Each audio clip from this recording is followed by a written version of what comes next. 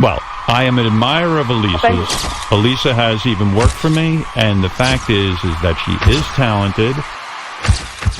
What's it called? Kermit and Friends? Kermit and Friends. Kermit. But if Kermit. You're saying like not to frog? do... Yeah, wait. I actually have watched a few hours of Kermit and Friends. How many hours have you watched, Natalie? Oh, no. Probably indulged in 8 hours. Holy. My wife and I watched Benji's ex-girlfriends or whatever's going on. We watched this crazy podcast, and I have to say, this is one of the, probably in the top 5 things I think about right now. She has a podcast, but she gets to come on the radio. It is craziness upon craziness.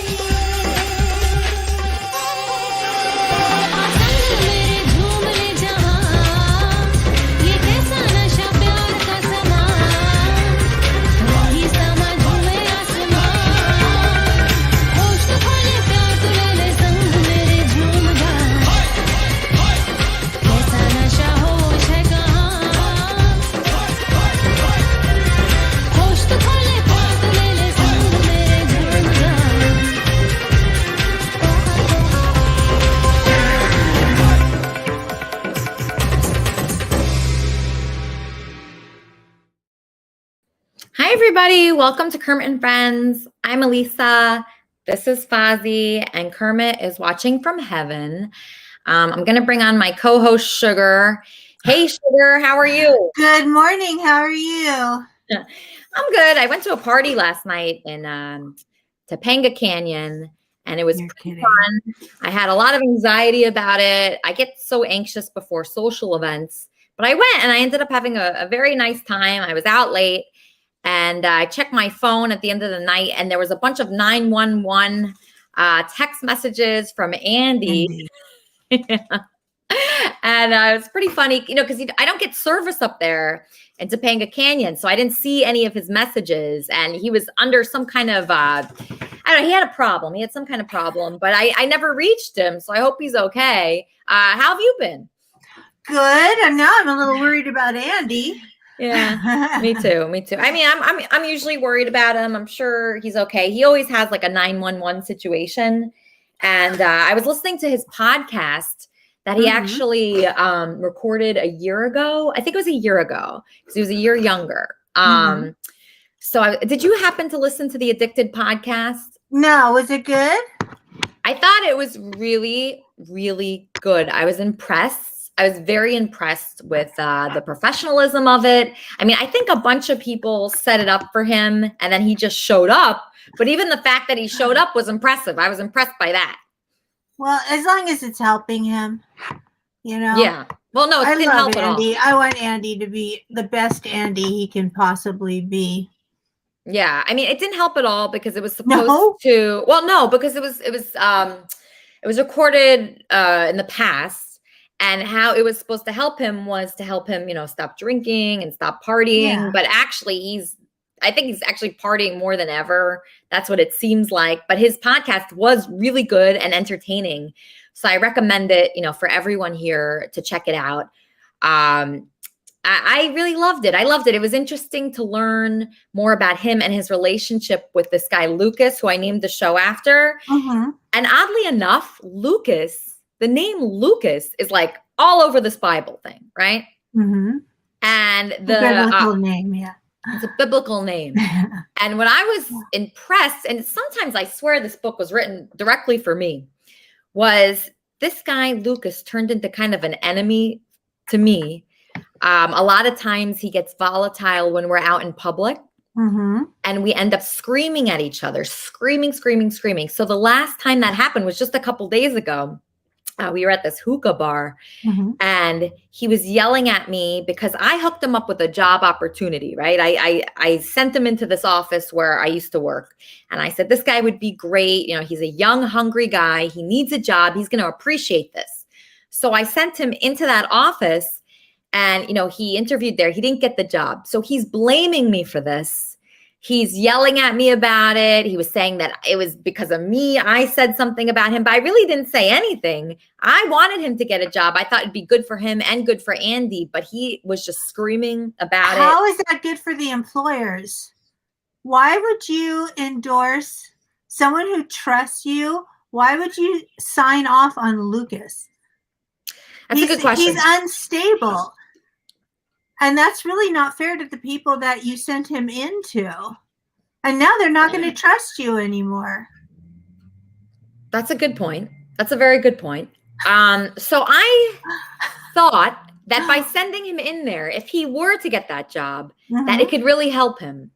Because actually in this scripture, it says something. It says that you don't just love people that love you. Even sinners do that. Okay. So even sinners love people and help people that love them and support them.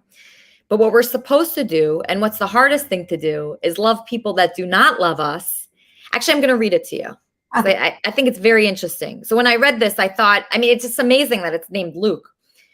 So to you who are listening, I say, love your enemies, do good to those who hate you.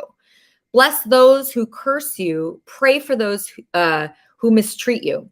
If someone slaps you on one cheek, turn to them the other also. If someone takes your coat, do not withhold your shirt from them. Give to everyone who asks you. And if anyone takes what belongs to you, do not demand it back. What do you think of that? I didn't even make any sense to me. Really? Oh, you don't like this? Yeah. You don't like this part? Most scripture doesn't make any sense to me. You have to tear it apart and figure it all out. And it's just overwritten, and it's mostly nonsense. But here's the thing. You had a responsibility to the people that you recommended him to, you know? And it's not fair to have them, like, what if they had hired him? Well, if they would have hired him, he would have been around better people. He wouldn't have been home at Andy's apartment with a bunch of bad, people that are in a bad way right now.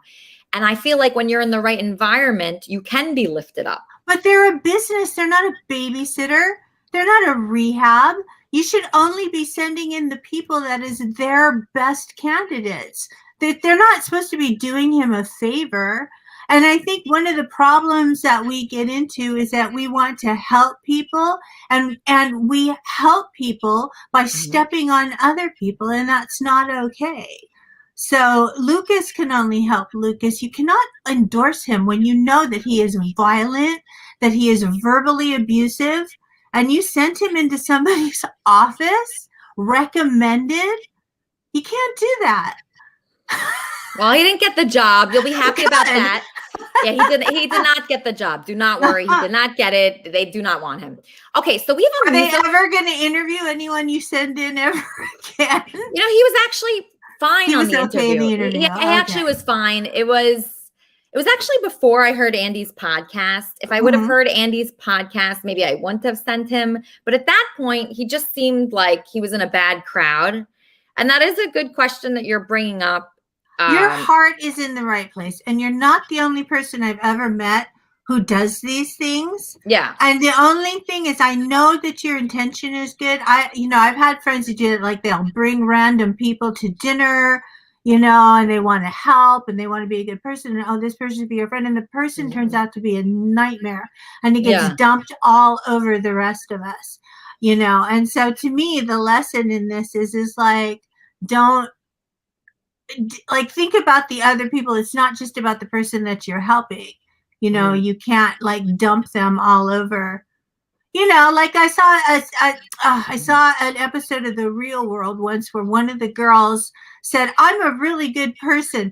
I like to help disenfranchised children," and she invited little kids to come over the house and use the pool, and she was never home. Her roommates had to deal with it. But she went around talking about what a good person she was and how she helped children, even though she did nothing. She just dumped it all over her roommates. So, you know, I feel like when we're charitable, we got to, you know, think about people besides the people who we're being charitable to. You can't just say, well, I did a nice thing for Lucas, when you potentially, I mean, are there women in that office that you almost sent him into? Actually, no. Oh, well, maybe it would have been okay then. Yeah. I mean, so I think put in the right environment. So I completely change depending on my environment, usually. Yeah, that's true. So when I was working in a big office, I mean, you wouldn't have recognized me at all because I completely changed the way I was. So I believe that. Like, if you go to Andy's apartment today, it's funny because the psychologist that was on Andy's podcast said a very good quote that I'd never heard before about water rising. Oh God, I don't remember the quote. It was like, water rises to the level. You know what? Let's listen to it. Let's listen to Andy's podcast. I want to listen to that. But first, before we do that, I want to bring on our musical guest, Miranda. We have a musical guest. We're supposed to have 2 musical guests today. One is Miranda, and the other one is, well, Dave Robinson has some questions for me. And then I have a third person named Jared, who lives with Andy and is a rapper. And I do not see him here right now, and I'm not hopeful about that. But my other people are here. We have so many people that are lined up to talk today. And I want to talk about all of what we're discussing right now, because I think it is interesting. Because, yeah, part of me just wants to say, like, screw these people, like, bye, which is what I did the other night. And I regretted it. So after I got into a confrontation with Lucas, after that, I just left. I said, I got to go. And I just left. And you know what? I didn't really feel that great about that, because I just felt like I was just leaving them to rot, and I didn't feel good. Like, I didn't have a good feeling. So I think I would have felt better if I would have done something a little bit more positive and just not left them there. I don't know. Like, I feel like I have a purpose in this. And if I would have helped him in his life, I mean, probably nobody's helped this guy. That's what it seems like. And there's people like that. I mean, you can see that little boy in him. Yeah, I can see it. You can. I know. I've seen that before. Like, everyone thinks someone is a lost cause, but you just see the hurt child in them sometimes, and you want to help them. The only thing I would warn you is that Lucas will change you as much as you change him, in my experience. And you have to make sure he doesn't make you mean. Wait, you think he's going to make me mean? If he is verbally abusive to you, and he is calling you names and screaming at you, it's going to change who you are as a person, because those are dramatic events. And then you will find yourself screaming more, calling more I was names. Screaming at him. I was not happy with that. When I was screaming at him, I felt a lot of anger, and I was really mad at him. And I just couldn't believe that he'd be so stupid to take this opportunity that I gave him and turn it on me. It's so dumb. He thinks that's the only thing I have. He thinks those are the only people I know. Like, if I was to hook him up with one job opportunity and he didn't get it, he thinks those are the only people I know in the world. Like, is he stupid? So, you think he's thinking these things through? He's not thinking this through. No. In his mind, you really did do what he's accused you of. He's not making that up. He thinks you did it. Yes. Exactly. So he wasn't thinking, oh, if this person, who's the only person that tried to help me probably in his lifetime, set him up with a real job where he could go into an office and be around respectable people. If I know those people, I know other people. But he stepped on his own feet, and he made me so mad at him. I don't want to help him anymore. And that's the truth. Well, we can't help everybody. And there might be people that are more worthy of your time, that are going to take the hand and help lift themselves up. If he's not going to do it and he's going to scream at you on top of it, what is even the purpose at the end of the day? Yeah, that's a good point. No, I'm probably not going to help him anymore, but I did try. Well, good. You can say you tried, and now you can feel better about that. Yeah, no, I definitely tried, and I would, I would do it again with another person, and so many people have helped me. It's just crazy. And I think about that. I was at this party last night, and the guy whose birthday it was, he has just helped me so much in my life, just about the way I look at men, because a lot of men, they don't have good intentions, and this guy never wanted anything from me. He just helped me. And that really changed me. So if you could be that person to someone, so I don't want anything from Lucas. I don't need anything from him, literally nothing. So if I could be that one person that reached out and that actually put myself on the line, which I really didn't, because they're not judging me based off him. Okay, good. They're not. They know me too well. But if I'm that one person for someone, that's very important. And to me, that's everything. Okay. You see what I'm saying? Sense. Yeah, I totally do get that. You want to do good works. You want to leave the earth better than how you found it, and that's important to you, and that's a beautiful thing. Yeah. So it is risky. I know what you're saying. I know where you're coming from completely, but I don't look at things like that anymore. It's weird. I changed. I don't know what. Just the fact that you're screaming and yelling isn't good. Thank you, Captain Muttley. Oh, I want to make an announcement. Captain Muttley, how do I do this? How do I do this? Okay, so Captain Muttley just bought a sticker. Do you know what that means, Sugar? That we made 99 cents for the church? Yes, it does. So thank you, Captain Muttley. This is a new thing that I didn't even know existed. This is crazy. So this is I want everybody here, like Sugar and Charmin and Roy and David and Lori and DJ Smooth and Miranda, everybody listen to me right now. Okay, so I'm going to make a little announcement right now. I want everybody involved in Kermit and Friends to be monetized on YouTube. Okay, so what that means here is that you can buy stickers for the Kermitarian Church. You can buy emojis for the Kermitarian Church. You could just donate, and you don't have to. I don't want people feel like they're obligated to do it, but it's just a cool thing. And I think it's not only just cool for me, but it's cool for everybody involved, because like Sugar, your channel, you have a great channel with amazing art and amazing music on it. So if you were monetized on there based on, your promotion from Kermit and Friends, I would be absolutely thrilled with that. And I would love for like hundreds of people from this community to be monetized, because that is fun. That is cool. We make money on it. We're putting our creativity out there, and it actually inspires you to be more creative and think of ways to make your shows better. And it's just good all around. So thank you, Captain Muttley, for doing that. And nobody feel pressure to do that. I just want you to feel like, you're part of something that's growing.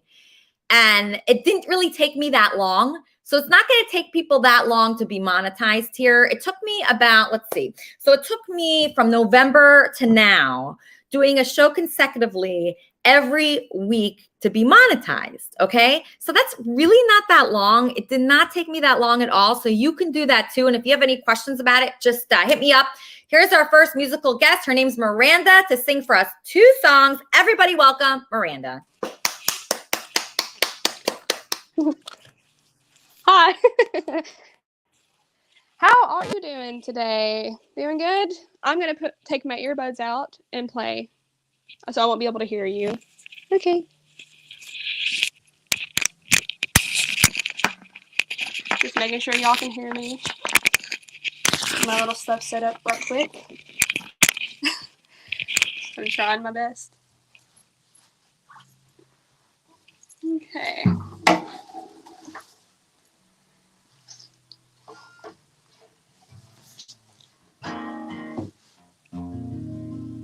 Adjusting my capo. The seas vibrate and the wake comes, it's no surprise.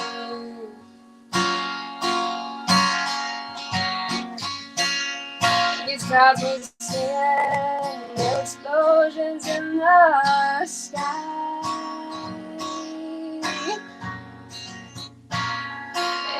Cause it's written, but we can't read between the lines. Hush, it's okay. Dry your eyes, dry your eyes. So may dry your eyes, dry your eyes. So may dry your eyes, 'cause soulmates never die.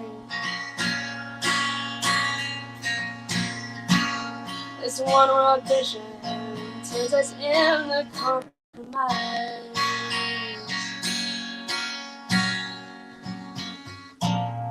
What good's religion? We use each other, we despise. So fuck the government, fuck their killing, fuck their eyes.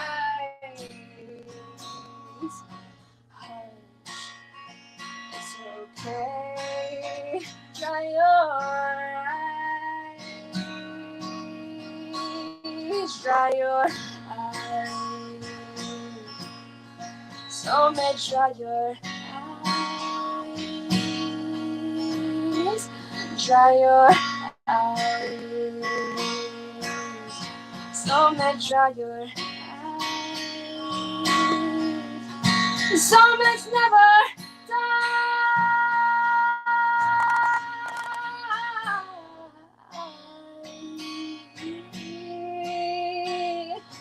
Dry your eyes.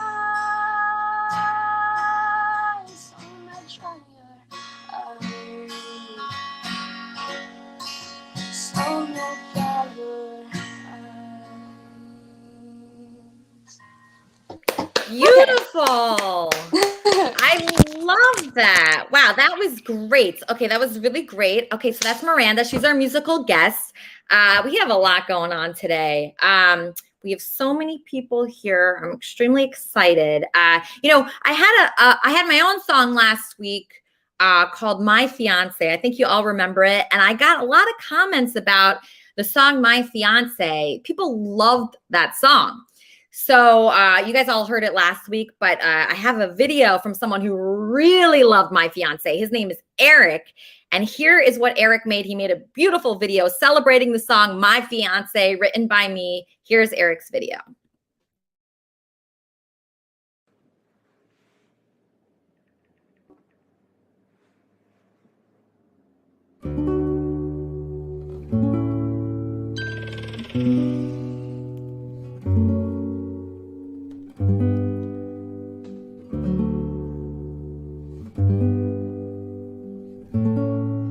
My fiance doesn't love me. My fiance wants my money. My fiance, he is starving. My fiance's a little retarded. My fiance doesn't need me. My fiance's always cheating. My fiance's with a guy named Lucas. My fiance is full of excuses. My fiance doesn't kiss me. My fiance doesn't miss me. My fiance doesn't know my address or my middle name. My fiance, he is so gay, talking about buttholes on our dates. Then he tells me, don't worry, he only fucks guys and they don't fuck him. My fiance, my fiance, my fiance, yeah. My fiance, yeah. My fiance, my fiance, yeah. My fiance, yeah. My fiance, yeah. My fiance, my fiance, yeah. My fiance, yeah. My fiance, yeah. My fiance.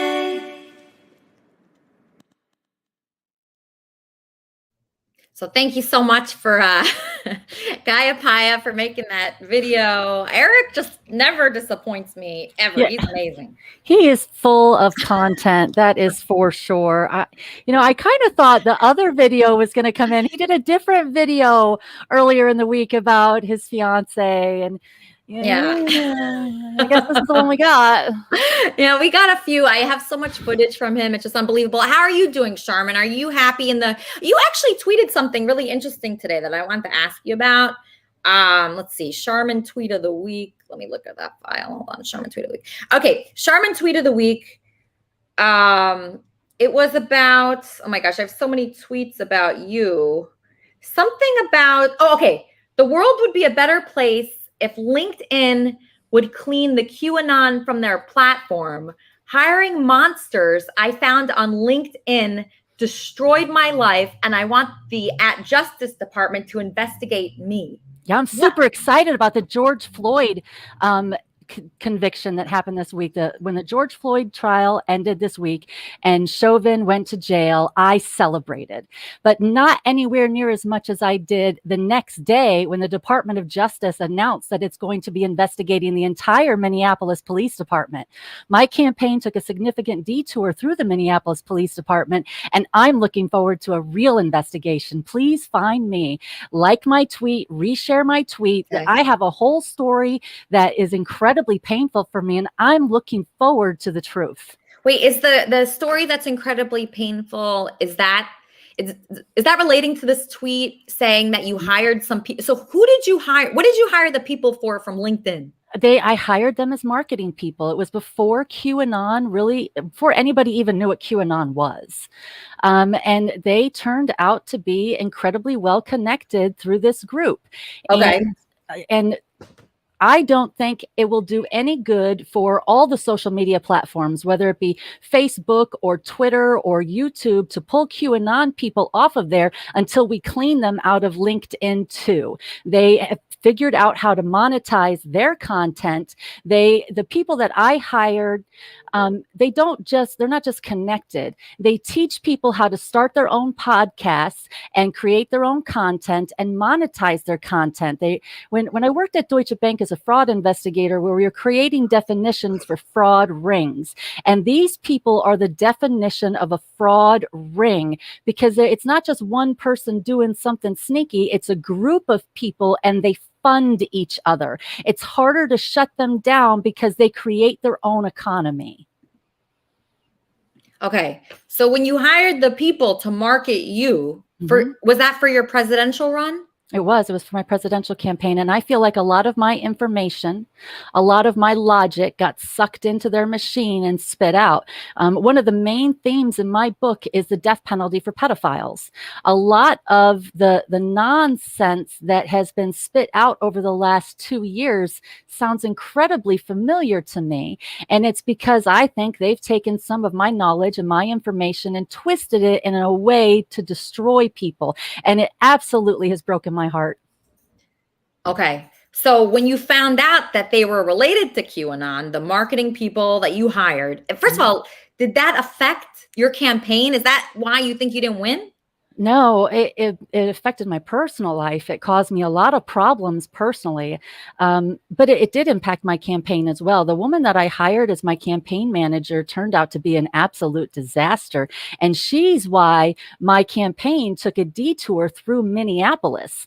And I am subject to a FISA warrant, have been for almost 2 years now, and those are usually only good for 1 year. After the Minneapolis Police Department caught fire last year, I reached out to the detective who was investigating me and asked me if I was still subject to an investigation, and I have gotten no response from anybody. My life is incredibly complicated, and I would like nothing more than to have a legitimate investigation by the Department of Justice. I feel like my story connects a lot of dots and will help clean up the mess that has taken place.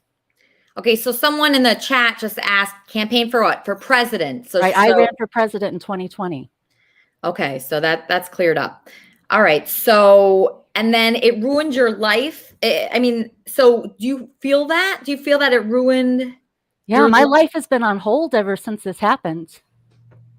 So how so? Like, what changed for you? It impacted my personal relationship with my children, my reputation.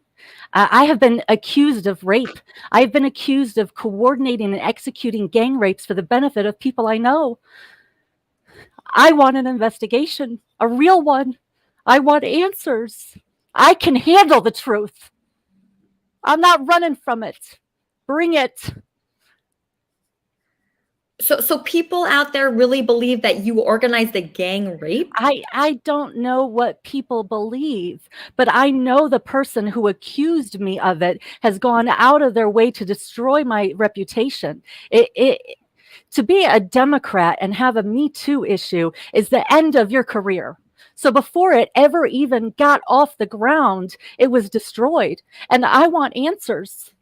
I have lived an incredibly cautious life because I have wanted to get into politics since I was a kid.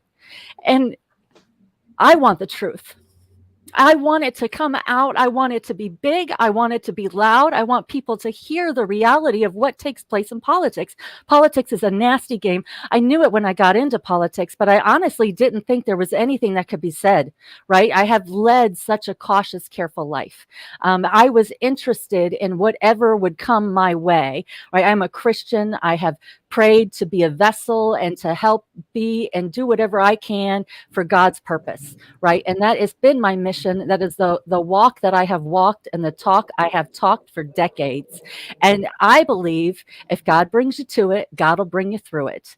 And I know beyond a shadow of a doubt, I have not done anything wrong. And I want the truth to get out. So I think this is a good question from Confused News. How did it affect your relationship with your children?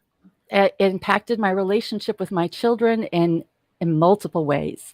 It cost me during my divorce. It cost me during my custody. It cost what type of visitation I'm allowed to have with my children. It impacted the way my children see me personally. They believe them? They don't know what to believe. Nobody knows what to believe. The story is so complicated and crazy, right? It is so painful. These people will just make up anything about anybody. They will go around accusing anybody of anything if it makes them look good, if it makes somebody else look bad, right? If they could do anything to make a Democrat look bad, they'll do it. They'll say it. It doesn't matter to who. It doesn't matter where. They don't care if it impacts your relationship with your children. If they can destroy a Democrat, good, right? The quickest way to shut a woman up is to take away her children. And it worked real well with me, right? I don't want my relationship with my children to be impacted. I want an investigation because I want the relationship with my children to be corrected and improved, right? I want to make the world a better place. I want to leave it better than I found it. I don't feel like I have a ton of time left here in this world, and I just want to make it a better place while I'm here. And if my story, sacrificing my life and my relationships, has a way of improving our nation and exposing a darkness so that it helps us heal and come back together, then I volunteer as tribute. So this all happened when you were running for president, right? Okay, so because you were doing that, because you were a Democrat, sounds like. Yep. A group of people organized together, tried to make it look like you gang raped. No. What? Accused me of coordinating and executing, accused me of helping people participate in such events. It didn't even make any sense. Like, you have to be a complete idiot to believe that. Like, it didn't even make any sense, right? It was just hurtful for no other reason to hurt me and to cause difficulty and disparage my character and my reputation, right? And as a Democrat, if you have any Me Too issue, any question, nobody stands by you. There's no support for you. You have to be squeaky clean. If you have any questions to your reputation, forget it. It's over, right? Like, I could switch teams and become a Republican, and Republicans would embrace me openly. I would like my reputation to be cleaned up. So is this online that they spread these lies about you? I have some negative reviews about me and my book in a couple of specific places. My issues, I went to the police. Right? You're going to accuse me of something, investigate me, right? I'm not a Kavanaugh crier. I'm not going to sit back and, cry because somebody disparaged my reputation. And then when someone asks me for an investigation, say, oh, please, no, don't investigate me. Investigate me. Come investigate me. Come find me. Find my file. Look into my situation. I'm standing by. So Rawal Pindi Express asked a question here. How did you respond to your accusation? Like, what did you do after that? I went to the police. I asked for help. I didn't get the assistance I had hoped to receive. Mm-hmm. Oh, the police weren't helpful? No, the police haven't been real helpful to a crazy woman to run for Democratic candidate for president against Trump. I can't imagine why the police wouldn't want to help me. I look forward to the Department of Justice doing an authentic investigation into the Minneapolis Police Department. And I sincerely hope that they start with the Sexual Crimes Division and focus on all the accusations that came from the Super Bowl in 2018. There's a lot of nasty stuff going on. I'm just really surprised that your kids would believe this. I mean, I know you not as well as your kids know you. Right. And I can tell that you didn't organize a gang rape. Correct. So the fact that they would think that's very odd to me. It's a real complicated story. And I look forward to it being fully disclosed by the people who have the ability to investigate it. So you want an investigation. You're asking for one. I have been asking one for a long time. And you can't get one. So is there any I don't have the money to pay attorneys to fight at the level it needs. What would be fantastic for me is for Merrick Garland's Department of Justice to stumble across my FISA warrant and find my file and give me my full due. That's what I want. So Christine just wrote me something interesting just privately. I think she should have written that publicly, actually. So people that have their camera enabled, just go to comments to write something like that. Because Christine, can you tell Charmin what you've been writing to me? Because I think they're good points. Okay. This is hard because, my brain has been conditioned by Earth a lot. So the earthly thoughts are to go to the police and take that route. But when I get calm and centered with God, he just says rely on me. Talking about it, making it public, it's just, I feel that it may just be bringing it more to life than if we just say God bless you and just let it go. I know it hurt, and Charmin, I love you. But I feel that we make our own reality, and if we just don't acknowledge the negative, then it goes away. Like God doesn't really go away though. And what I have held on to through all of this has been my relationship with God. Like there's been plenty of times where all I had was God. And I like the fact that all of this is in God's hands. And if God wants the story told, God will have it told. See, there it could be true. I don't know. I don't know. Like I feel like when the Minneapolis police station caught fire last year, it caught my attention in a different way because I already had a problem with the Minneapolis Police Department, and I already felt like it wasn't being properly treated there, right? So when all of this started taking place, I have felt God's hands in all of this. When the Chauvin investigation, when the Chauvin trial ended this week, and he was deemed guilty, and the very next day, the Department of Justice decided to investigate the entire police department, I feel like God's hands is all over this, and it is just a matter of divine timing, and I just have to be patient. Every time God closes the door, he opens a window, and it's your responsibility to learn how not to lose your shit in the hallway. That's all I've been doing, is just trying not to lose my shit while I'm stuck in the hallway. That's really hard though. It's been rough. It's been a challenge, right? I really needed some fun in my life. I was excited when Kermit and Friends showed up.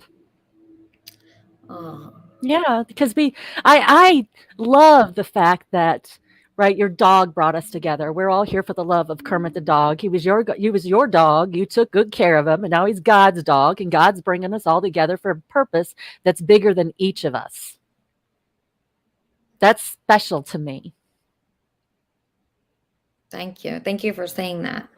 I think you're really on to something. I think if you can get us all to get together and behave and be nice to each other, right? If we can get through to some of the people who are participating in the behaviors that are hurting other people and see what they're doing is causing more harm than good, and get them to turn the other cheek and be kind to people and stop participating in this dangerous, hurtful behavior that damages people, then we can make a real change, right? I feel like that's really what the world is looking for right now. The world is looking for someone that can help lead us out of this chaos. And one of the ways we come out of this chaos is by identifying the truth and connecting the dots of how we were all lied to, right? I have a really complicated story that ties into a lot of the major events that took place throughout last year, and I don't know how to explain it without sounding like an absolute nutcase.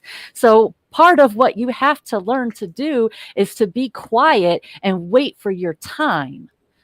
And that's hard. Yeah, it is hard. Wait, what do you mean? Did you predict last year's events in your book? No, I think I participated in some of them unwillingly. I think that Trump desperately wanted a viable third-party candidate to suck votes away from the Democrats, and he tried to spur me into action by doing a bunch of really nasty things to me, and nobody really knows what's going on, right? Trump?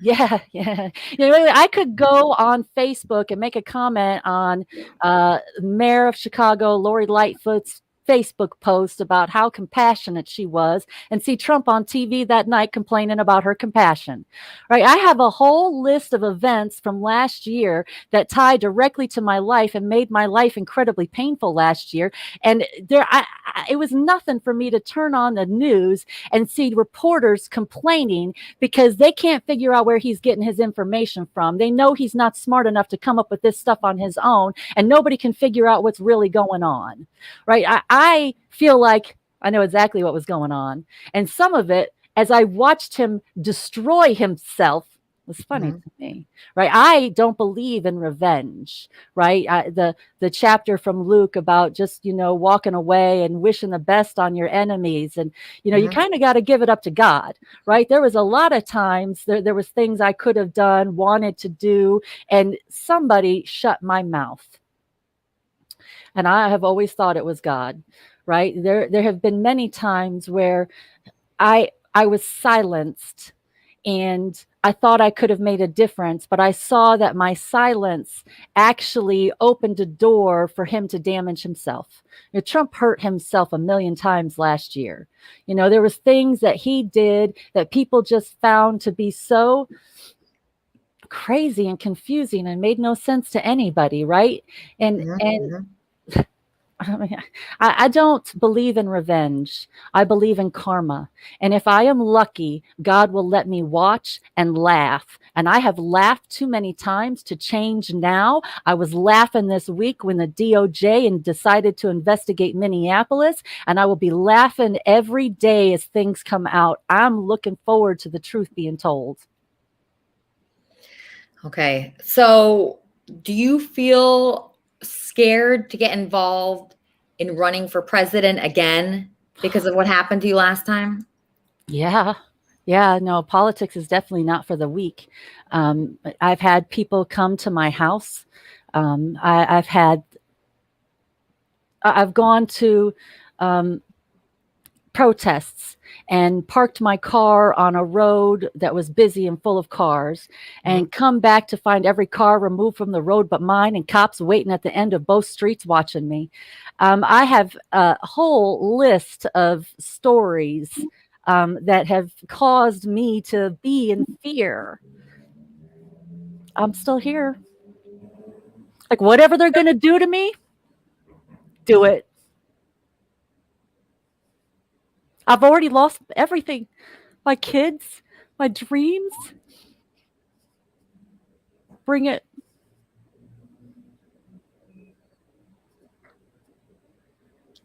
Chris, you had a prayer?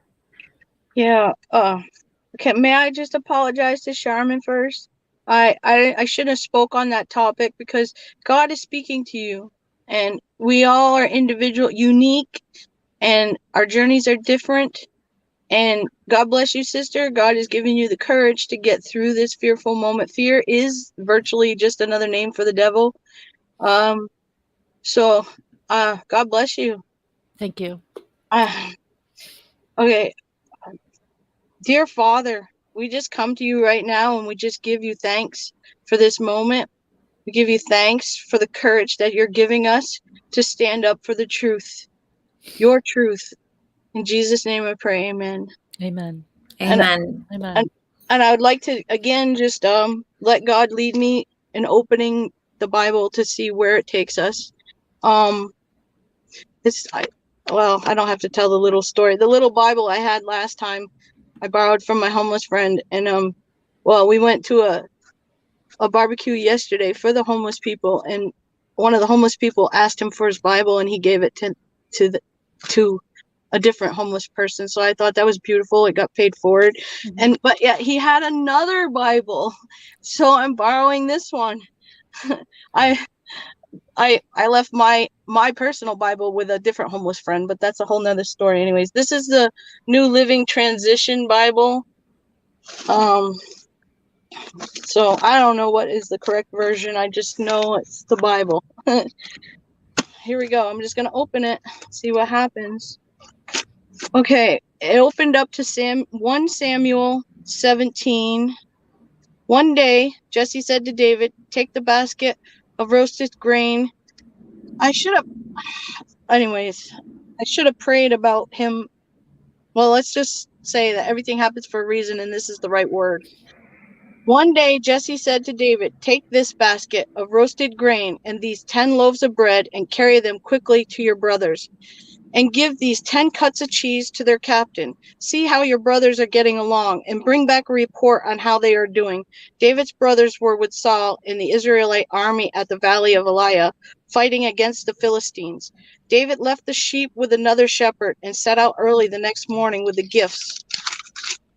As Jesse had directed him, he arrived at the camp just as the Israelite army was leaving for the battlefield, which shouts the battle cries. Soon the Israelite and Palestine forces stood facing each other, army against army.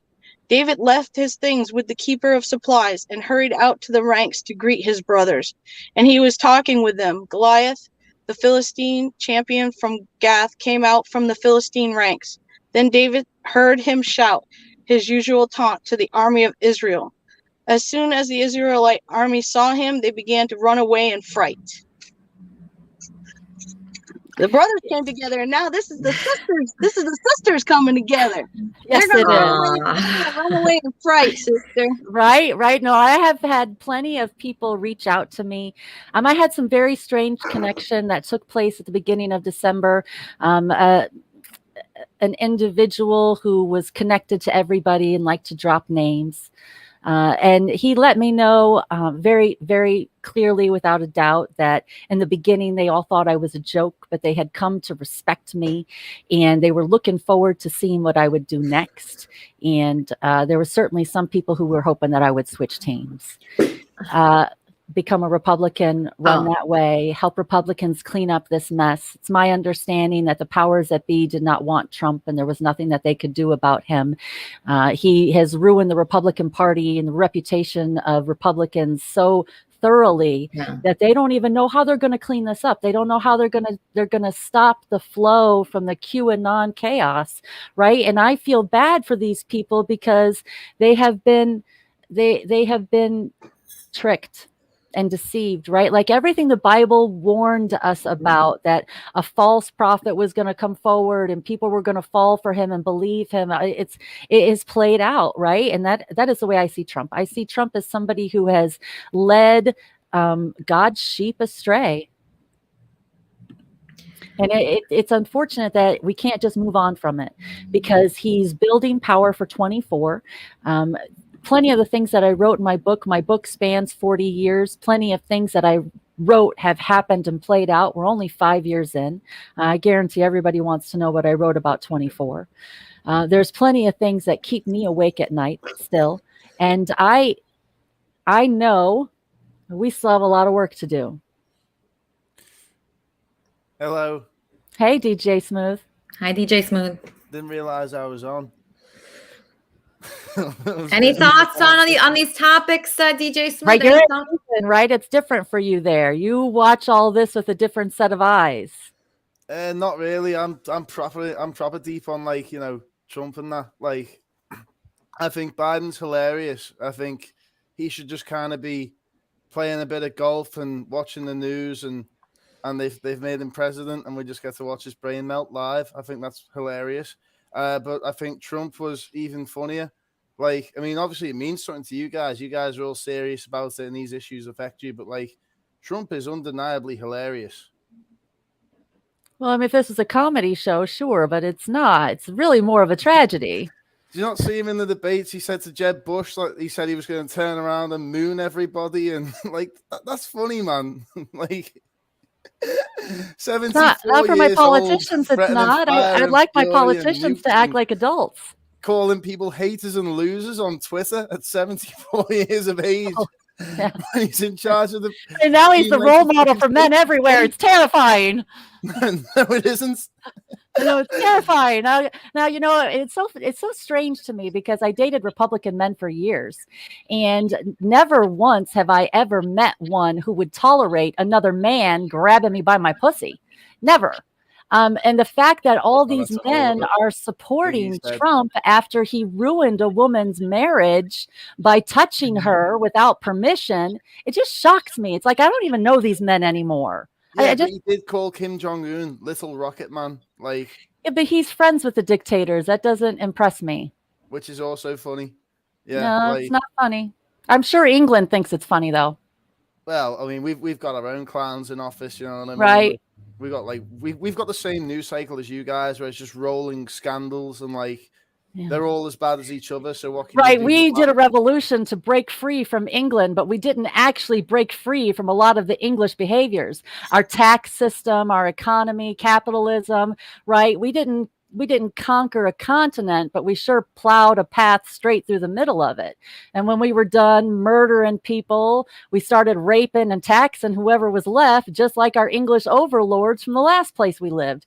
But we have an opportunity to break free from some of these horrible behaviors. We didn't like the way we were treated as English subjects, so we broke free the first chance we got. But we're repeating the bad habits of the people we didn't like. And I think we're smarter than that. I think we're smart enough to correct every problem that plagues our nation with a little common sense and compassion. It's just hard to find common sense and compassion these days, because people think stuff that isn't funny is funny. We got to find a way to reconnect those dots. There's real people hurting. We have to find a way to make that better. And yeah, but like that requires the whole system to change. So until then, you just got to use your vote. As I don't know, I kind of use my vote as a joke every year. You know, if there's a joke candidate on the ballot, like I throw it towards them, and nothing changes. And yeah, I mean, I feel like, you know, even though we had such high turnout for this election this year, we still have a lot more people that need to be reached. And I feel like they really want something different. Like they want someone like them, a poor person that crawled up out of the pits and is interested in making a difference, right? And I feel like that's what I was born for. That's what I came here for. I have a really complicated conception and birth story. My life has been full of just important events that shaped me into the person that I am. And I feel like, what we really need is a politician that people can relate to, someone who has been through their pain and has struggled and cares about trying to make the world a better place for other people. Sugar, I just noticed in the chat that you had an opinion. Clinton is way more of a woman-hating person than Trump ever was. Of course. I'm not a Clinton fan. It is hard to be a Democrat who is not a fan of the Clintons. Okay, so I'm not going to be defending any of his inappropriate behavior and the way he treats women. I think because of his behavior and Hillary's, Tammy Wynette, stand by your man, I think that actually damaged her. The way Monica Lewinsky was treated, the way she was gaslit and slut-shamed was way more disgusting than the fact that Donald Trump, and I'm no Trumper, but all he did in a private conversation was use a metaphorical thing to describe the way that famous men in our culture find it very easy to get random, free, string-free sex. That's all he said. He's not grabbing anybody. And these are hysterical things that are made up because, and then you got women running around with those hats and saying the word, which is 10 times more vulgar than anything that Trump said. So that's all I was talking about there. But, generally speaking, no, not a Trumper. No, not a Trumper for me. And it was so weird for me because there were so many things that he did throughout his campaign, especially right in the beginning, that played right into my book. And it was almost like he did the exact opposite of the way I wrote it. Like I saw this way to get us to come together and connect and really make us stronger. And he did the exact opposite and just drove us apart. And so I look at it all from a very different perspective. Like if he'd have just done this little thing differently, it would have all been different, right? Everybody would have been in love with him. If he'd have done this thing differently, he'd have been unstoppable, right? And so it's strange for me to watch because and many people think that because of my book, the plot of the book, the way it all comes together, people think, oh, you must be a Trump supporter, you must be psychic, you must have called this into existence. No, this is not something that I think I am psychic about, right? I was on Newsmax May of 2015 promoting my book, and Trump announced his campaign less than a month later. I think it's more likely he saw me on Newsmax and was like, oh, this chick should have run for president. Hey, watch me. That's what I think is more reasonable and realistic, right? A couple of months after I was on Newsmax, the name of the reality show in my book is Who Wants to Be President? I got to watch Bill O'Reilly and Dennis Miller launch a nationwide talk show called Who Wants to Be President?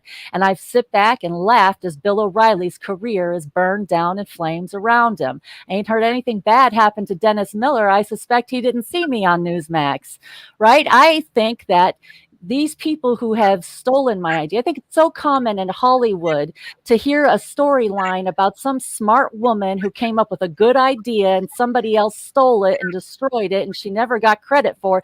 That's what I think's happening. I don't think I'm psychic, right? I certainly don't want to be billed as a psychic, right? I was convinced I was going to win that $1.5 billion Powerball when it came up, right? I was so excited about it. That was for me. I was going to get it. I'd have enough money to run for president. It was going to be perfect. I manifested up my numbers. I picked my numbers, and my numbers were right next to the winning number, right? I didn't hit it on the dot, but I got it awful close. And maybe that's what's going on. Maybe I'm picking stuff up out of the wind, and that's why the book spans 40 years. And some of the things that keep me awake at night are warnings. Maybe that's what's going on, but I don't really believe that. Well, I don't think you lost everything like you say. You say you lost everything. You have a lot still. I do. I'm still incredibly fortunate, right? Like even though my life fell apart, it was like I was caught gracefully in a feather pillow and held in a safe place and protected. Have you ever seen that happen? I've never seen that happen. If this isn't the hand of God all around me, I don't know what is. And I just have to be patient because my time is coming, right? God will put you through hell just to give you a story to tell. And I got a good one. Yeah. I mean, you have a lot of friends here. Unbelievably so. Everyone loves you here. It's true. They respect you. They love you. The kids part is crazy to me.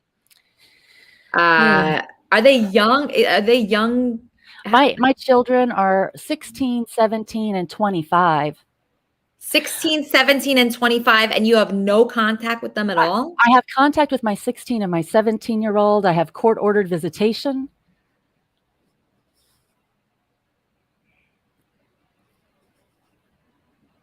And I'm grateful for it. I enjoy every second. Sometimes they stop by and just visit with me for no reason. And that takes place a couple times a week until Dad catches on, and then Dad shuts that down. It's a very complicated story. And I look forward to having it clear and correct, and the relationship, especially with my oldest child, to be put back on level footing. Yeah. Never in a million years did I think, with the way I raised my kids, that my relationship with my children would be impacted. Never. Especially not with my oldest child. I was a homeless single mom with her when I was 24. She is my heart. And to have my relationship with her damaged, my youngest ones are anxious about the Department of Justice as well, right? Everybody who knows me can't believe this happened to me. Anybody who has known me for years or decades or seen the way I have been with my kids or lived my life cannot believe this happened to me. I look forward to it getting corrected. And it could hurry up. Like, I get it. It's divine timing. It's not my time, and it's divine timing. But, like, hurry up. I'm ready. Every time I think I'm ready, something else happens and I learn something else. So I know that I'm learning things along the way, and there are things that I still need to learn. And I'm open and I'm willing and I care and I work from a place that is truly from the bottom of my heart. I care about people and making things better for everyone. I know we're all struggling with whatever the crazy was that took place and is taking place even now still. I believe that the ability to fix this is within our hands, but it has to come from the adults in charge, right? I can run around screaming from the top of my lungs anywhere with anybody who will listen, but real change, people will really pay attention when somebody big finds it and decides to put a spotlight on it, right? What I found, if what I was told was true, and that's why I went to the police, because I wanted the truth. If what I stepped into the middle of was true, it's going to blow a lot of things up. It's going to make a lot of people mad. And there's a lot of people who I guarantee were freaking out when you and I matched up together. Everything happens for a reason. I wonder if us as a community can help you Please. get back. Yeah. I wonder if you have a daughter that's 25? I have a daughter who's 25. And that's the one that you're not talking to. Yeah, she her boyfriend a little over 2 years ago, when this was really kicking up, told me just to stop talking to me. I don't really have anything nice to say about him. Is he a Republican? I don't know what he is. I don't really have anything nice to say about him. She learned a new word on Twitter last year. She told me she was going to take a break after she learned that new word. She already wasn't speaking to me, so I was like, okay, take a break. She does call every once in a while. Her car broke down and she was stuck on the middle of the road, or stuck on the side of the road in the middle of the night. And she called me to see if I'd make her car repair. She can't talk to me or spend time with me, but she'll sure take my money. Yeah. So it's a complicated relationship, and I love her desperately. I look forward to repaired relationship with her in the future, but I I have other things to do right now. And right now, my priority is, how do I get the DOJ to pay attention to me? So please follow me on Twitter and like, comment, and retweet anything I post that has to do with the Department of Justice or the Minneapolis Police Department. It may make you feel uncomfortable to retweet something about sexual assault survivors, but that's where I want the DOJ to go. That's what I want. There's a story there, right? It ties into elite parties and it ties into the QAnon, whatever, right? Whatever's going on at these parties. Let's start with the Super Bowl parties. Let's start in Minneapolis 2018. All right. Well, you have a lot of friends here that are wishing you well. A lot of people are saying like Team Charmin. Thank you. Thank you. Everyone. And someone that I know is Team Charmin is Dr. Roy here. Right, Dr. Roy, poor Dr. Roy heard this story down in Miami. He thinks I was set up. I think my campaign manager was opposition research. She told me one of the jobs that she had was creating the files on candidates with all their personal private information. And I think she was sent to destroy me. They will send your greatest dream to destroy your life. And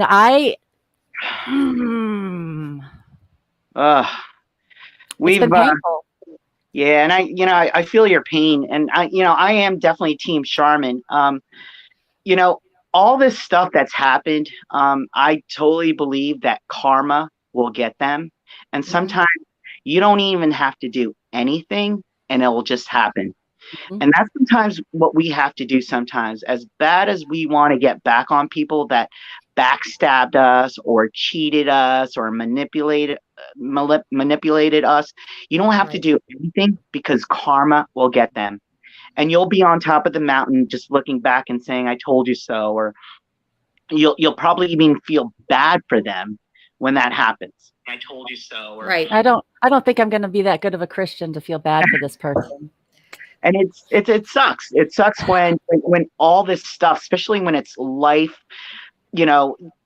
damaging, especially the relationship with your kids or the reputation that you have and how people look at you. And it's just so hard to change that, right? But Dr. Roy, this is a big question I have for myself and Charmin.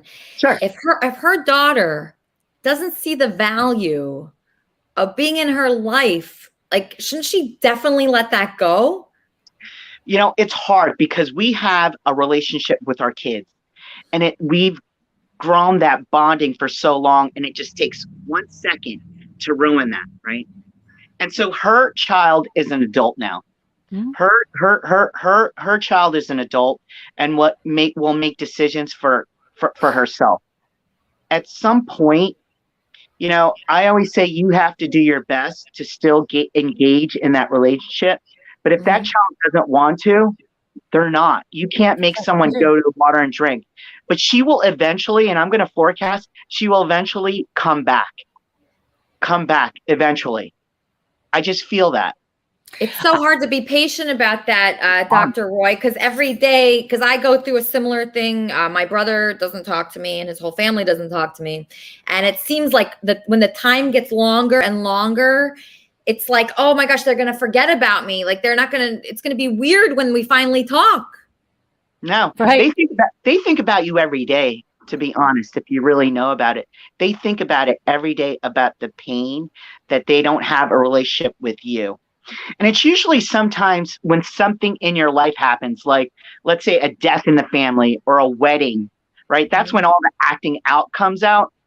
And that's when sometimes engagement comes or re-engagement comes. And, at some point they're going to come back to you. I just don't know how and when, but they will. And sometimes they might come to a Jesus and say, you know what? I'm really sorry for the way I've acted. Or, but sometimes they place the blame. Like, I'm sure the daughter is thinking that it's Charmin's fault for whatever reason. Like that people make up things in their own heads that are not even true. I invited this person into my life. I hired her. I gave her a place of power in my life, and she destroyed my life, right? I brought this on myself. Sure. Right. I mean, maybe this boyfriend, when they break up, and then she'll eventually say, you know what, my mom's right. I want to go back with my mom because she took care of me. She cared for me. We've grown together for so long, and then this guy put a wedge in between us for us to come back. I don't know. I don't know. And I can't even be mad at her for her relationship with this boy that I have no valuable opinion about, because I stayed in an unhealthy relationship for many years, and I taught her to accept controlling and abusive relationship from a man. I feel responsible for that, right? That's my own fault. Wait, hold on 1 second, guys. I'm just getting a call. Kermit and Friends. Hey, this is Haman's Bill. I want to tell something to Charmaine. Oh, okay. What's Charmaine? You know, as the story tells, you know, many of those guys who want their girlfriend or wife to stop talking to their moms or family, those guys usually are controlling guys, guys who end up abusing the wife or the girl, and they want the girlfriend or wife to stay away from their family so they can keep controlling, you know, that girl or that guy. And my advice is, you know, stay positive, keep record of everything that happened to you, continue reporting, and stay positive, because you're doing the right thing. Report it, stay positive, and stay on top of things. That's great advice, Ham Hands. Thank you. I appreciate you. Thank you, Ham Hands. Love you. What a great guy. Love you guys. Wow, that Love was you too. Ham Hands Bill with a great. I love what he just said, because Charmin cannot control, and I cannot control, and nobody can control what's happening with the other people. That's right. You can't. One thing, I think the hardest thing that parents need to do is let your kids make the mistakes. We're first to like prevent them to stop. And what we should probably do is let them make the mistake and then support them and hug them. It's probably the hardest thing, because they won't learn when you say, you know what, you shouldn't go on that fire, right? And so you let them make the mistake, you tell them about it, let them make the mistake, and then support them afterwards. Right. She's a grown woman. She's living her own life. She's taking care of herself. She's going to have her own experiences. I love her no matter what. You know, our relationship is going to be different going forward. I've talked to a lot of parents with grown children that don't have relationships with their children. There's a lot of parents who have the situation where their kids go off to college and they never come back again. Right? I want parents to figure out how to build a better relationship with their kids so they don't find themselves in my situation someday where they're not talking to their kids and they wish they could. I really believed I was going to have this amazing long-term friendship with all my children for the rest of my life. Right. That's just not the way it's worked out. Building bonds starts early. And once you have that, it's a lot easier. But, you know, again, it just takes one thing to happen and you can sever your relationship with your kid. It is. But the one thing was her running for president. And it was something that they knew I wanted their whole life, right? This isn't something that just came up. My spouse knew what my ambition was on our first date. People who have known me for decades have known I want to get involved in politics. I have been a mouth for a long time for a lot of good reasons, right? None of this about my personality is new. People who have known me for 30, 40 years are like, she's still the same. she was always like that. You know, so it hurt. Yes, it definitely caused me to stumble and to stop and to, step back 10 feet and punt. I had to refigure out how I was going to move forward under this new experience that I had. I never in a million years thought I would find myself being accused of rape, right? I never in a million years thought I would somehow manage to land on the guy's side of the Me Too movement.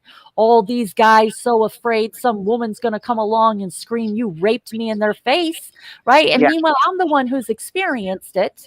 right? I'm the one who's standing here supporting and advocating for the prosecution of the false accusers. You should not be allowed to just go around accusing people of anything without there being some sort of consequence to it. You shouldn't just be able to falsely accuse people of stuff. I completely agree, because I have a fella in the chat on YouTube called Stanley Moon who's just accused me of being from Macclesfield. Stanley, my friend, you are fucking wrong. I was born in the Liverpool Women's Hospital. I am not from Macclesfield, right? Stanley, you are a bad wool. Stanley, I hate you. I hate you, Stanley. No, you cannot moon us. He was trying to moon us.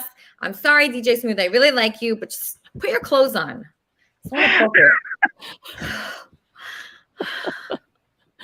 You know, I needed more fun in my life, and this place does make me laugh a lot. You know, I pray more.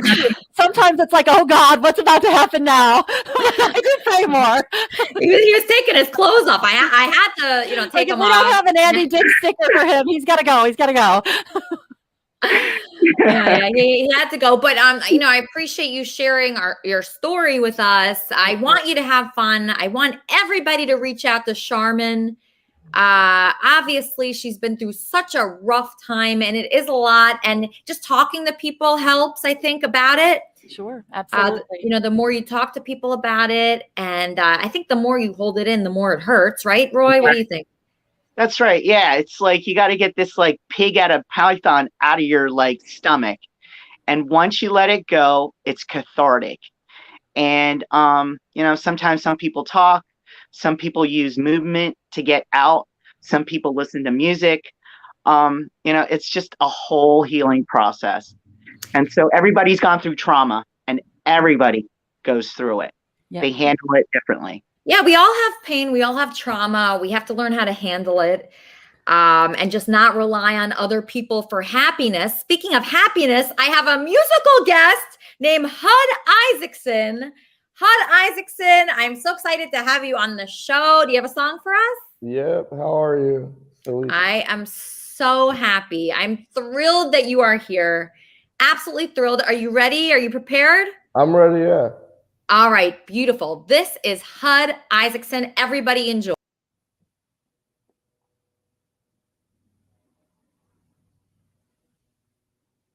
All right. This song is called Snake Eyes.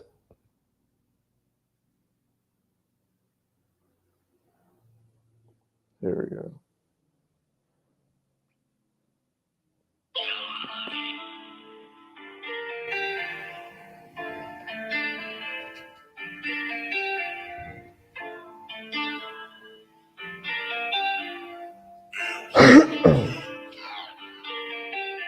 Take the latch off with the hacksaw. You just act hard, you ain't that hard. Man, you half soft like a Tootsie Pop.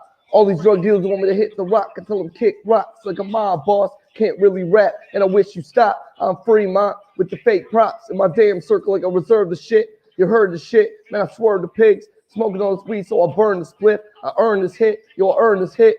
Making all this money, so I earn this shit. Don't beg me, you'll dread the day I come back with something deadly. I'm a vet, G, in this rap game. Motherfuckers trying to send my tips, that's lame. Break in their house, steal the couch and the bed frame. We don't bleed the same. I ain't been the same since 96. Ever since the turn one, yo, I've been this pissed. Been this sick when I rap and spit. Hot loogies at your bitch and I dash and dip. Snake eyes, rolling dice, I got snake eyes. Bad rapping these fake guys. Eating pussy with steak knives. I'll take lives. On the track, I'll bake the pipe. In the back of my Honda, where to your mama. Fuck the drama, it's hard to stop ya. Snake eyes. Rolling dice, I got snake eyes. Bad rapping these fake guys. Eating pussy with steak knives. I'll take lives. On the track, I'll bake the pipe.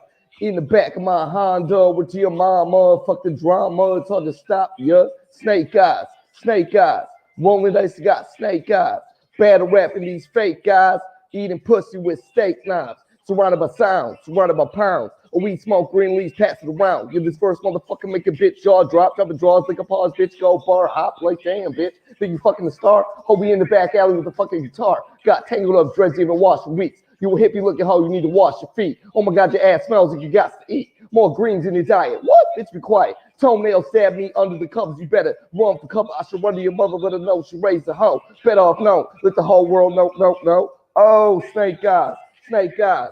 Rolling dice, got snake guys. Battle rapping these fake guys. Eating pussy with steak knives. I take lives. On the track, I'll bake the pipe. In the back of my Honda, with your mama. Fuck the drama, it's hard to stop, yeah. Snake guys. Snake guys. Rolling dice, got snake guys. Battle rapping these fake guys. Eating pussy with steak knives. I take lives. On the track, I'll bake the pipe. In the back of my Honda, with your mama. Fuck the drama, it's hard to stop, yeah. Rolling dice, got snake guys. Battle rapping these fake guys. Eating pussy with steak knives.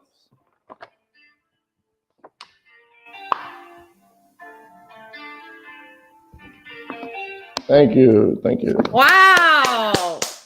That was great. Okay, I love that song. Okay, so what inspired you to write your song, Snake Eyes? Nothing. I'm sorry. Nothing? Well, You must have had some inspiration. Eminem was a huge role model for me growing up. Always has been. I like Tupac a lot too. They're my two favorite rappers. I wouldn't say anything really. They inspire me. Okay. Yeah. No, but how do you write your music? Like, do you have the track first? Do you have the lyrics first? How does that work for you? I turn on a beat. I write the lyrics. And then I start the beat over and then keep going until the song's done. Okay, got it. All right. Well, you're very talented. I'm so excited to have you here. I just want to tell a little about your background and how you're on this show.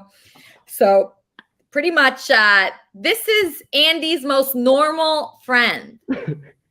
Okay. So out of all the friends that Andy has, I would say you are like the most normal one. Okay, so congratulations. Thank you. I was out with you the other night, and can you explain to the audience a little bit like what went down that night? The last time we were out? Yeah. Yeah. Okay. Like when the argument occurred? Yeah. I'm sorry, I'm so out of breath. I just woke up too. I was so mad at myself. That's okay. Anyways, what happened? Okay, we're all eating and drinking beer, and there was a little argument between Elisa and another individual, and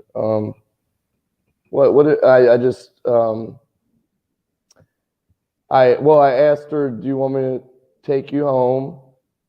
No, but what happened like during the argument? What was said? Do you remember what was said at all?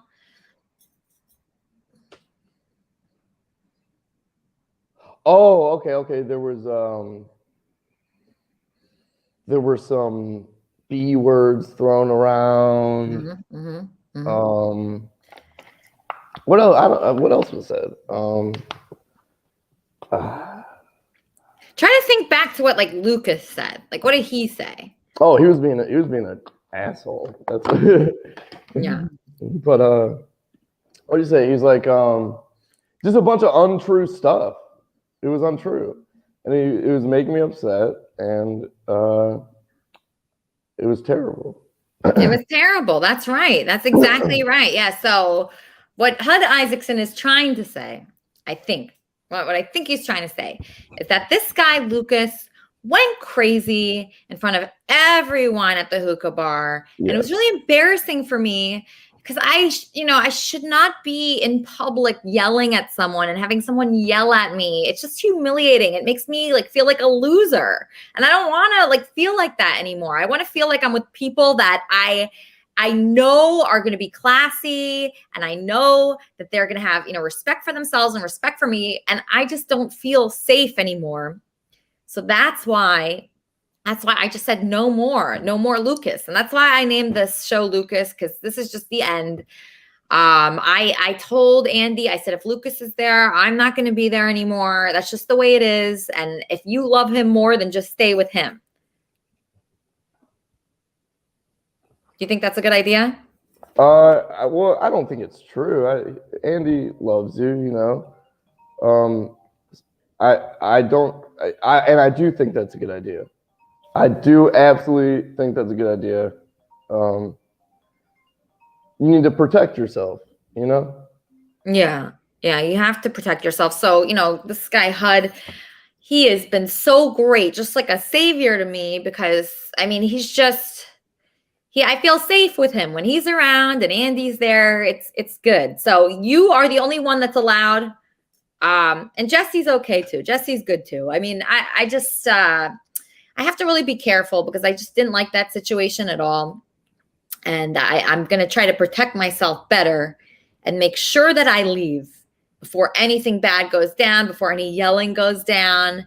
Because I do have to protect myself. I think that's important for me and for you, Jarrett, or HUD.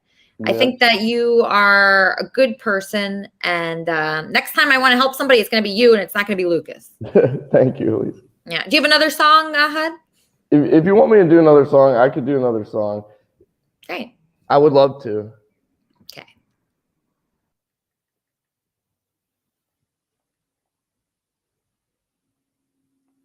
This one's called Better Than You, everybody.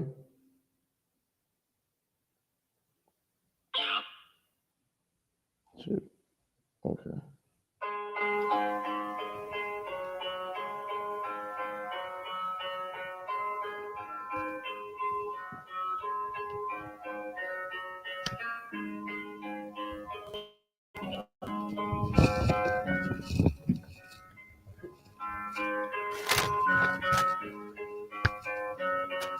What you're saying here, it's not nearly perfected. Every time you hit the mic, all your shit gets rejected. How does it feel always coming in second? Lay a track down and proceed to molest it. What you're saying here, it's not nearly perfected. Every time you hit the mic, all your shit gets rejected. How does it feel always coming in second?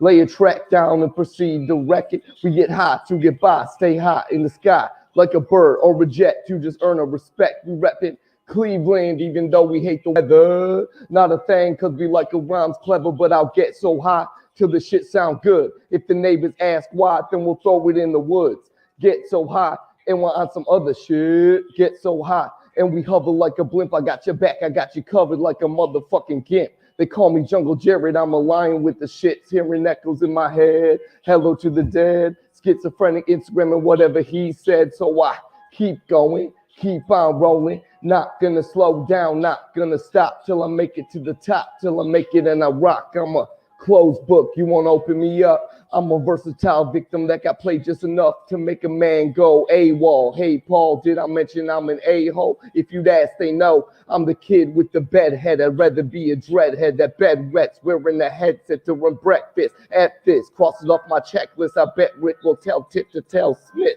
they need an ill twist of couch track. I'm a wild cat with a collection of weird hats on a wooden rack, selling dime sets of blind rats that peel wigs back and smoke crack with Pat Say Jack.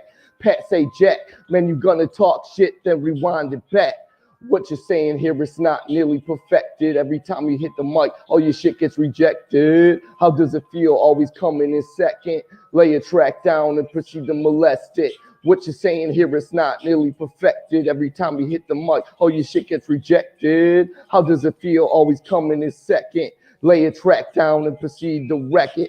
Doing all these drugs till my mind's afloat. I keep seeing all these colors like kaleidoscopes. And out for what? We'll divide it, yo. Hit a Big Joe. He'll supply it, bro. And we'll keep on tripping sack like what? Till my mind erupts till I can't get enough. Trip for 10 minutes off some DMT. Maybe trip for 8 hours off some LSD. I hate to be a motherfucker standing next to me. So fucking blitz and so freaking smash. So rewind it back. I'll be right back. But before I shock your shit in the nose and the face, I'll spray you with mace. You run away, shit, till your freaking dying day. I don't give a man, I'ma say what I want. You punk what you want. Then I go and erupt like a volcano. Halo over your head. Roll over in bed. Come at you like record is red. But I said what I said and I meant it. Motherfucker spit. Put the whack and shit. I don't give a fuck, man. I'll attack your bitch and you stand this shit. Yo pants and sit. Mount your ass making a west. You need some wipes, you bitch. Oh shit, what you saying next? I'ma hit the sets, then I'm the best rapper alive. Then I die, then I sigh, then I reply. What you saying now? But you know I get high. Shit up my nose. Why'd I put it up there? Ruining my life. I never find a wife. Gotta think twice before I grab the mic. Like, what must I do to be nice, aight? What you're saying here is not nearly perfected. Every time you hit the mic, all your shit gets rejected. How does it feel always coming in second? Lay a track down and proceed to molest it. What you're saying here is not nearly perfected. Every time you hit the mic, all your shit gets rejected. How does it feel always coming in second? Lay a track down and proceed to wreck it. Thank you.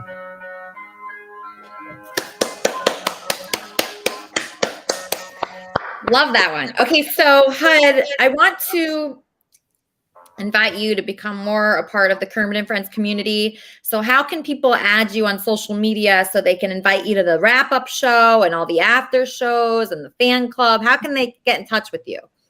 Anybody can follow me on Instagram at HUD Isaacson, ISAACSON. That's HUD Isaacson. HUDISAACSON. Okay, great. So I'm going to have everyone reach out to you on Instagram, HUD Isaacson on Instagram. Invite him to the wrap-up show. His music is so good. I want him to be a big part of this community and make friends here. Because you know what? Your friends, no offense, those people, you need new friends. I do too, okay? These people here are way better than what you got going on, you know where. So, so everybody make friends with HUD. He's a really nice guy. He saved me a couple times, like 2 times he actually saved me. So we owe him. We owe HUD, right, HUD? Thank you, Elisa. You're awesome. Yeah, you're awesome too. And I would love HUD. Like, I just want to bring this up again. I just got monetized on YouTube. And so this guy HUD, he's so talented. He's a rapper. He's a great personality. He's fun. He's a really cool guy. If you have a YouTube channel, do you have a YouTube channel, HUD? I do. I'm starting to post on it more. It is, I think it's HUD Isaacson too, but I'm not sure. Let me check. Okay, yeah, check. And then if it is, you can monetize your YouTube channel and make money from that. How cool is that? You can actually do that. And then you work harder and harder on it. You make your shows better and better. You rap on your channel. You talk to people. I'll send all my people to you. And it's one big community. And it's just a nice thing. It's really nice. And I've enjoyed it so much. And look, we have people here from all over, all types of situations. We have musicians. We have different kinds of guests. We have Miranda here. Miranda has another song for us. Miranda, you ready?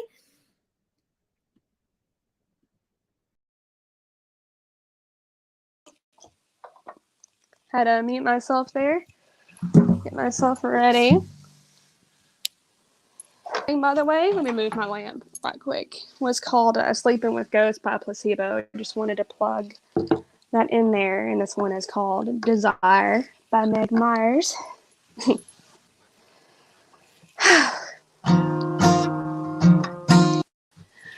Baby, I wanna touch you. Into your world. See, I gotta bring it to you. I wanna feel you in my pain. I'm gonna love you. I'm gonna tear into your soul.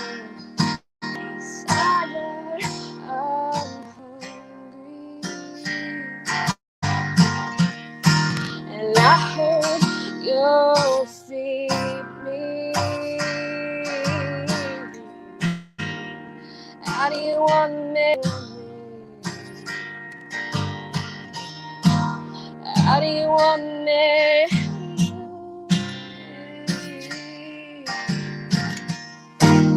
How do you want me? How do you want me?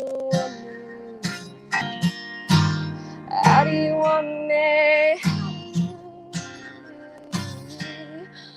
I wanna break you. I wanna throw you to the house. Yeah, I gotta hear it from your mouth. Yeah, I wanna taste you. I wanna skin you with my tongue. I'm gonna kill you in a desire.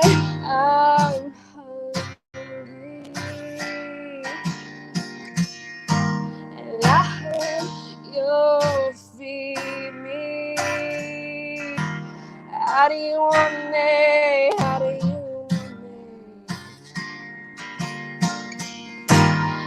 do you want me?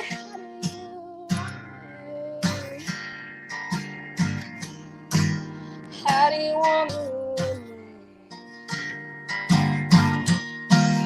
How do you want me?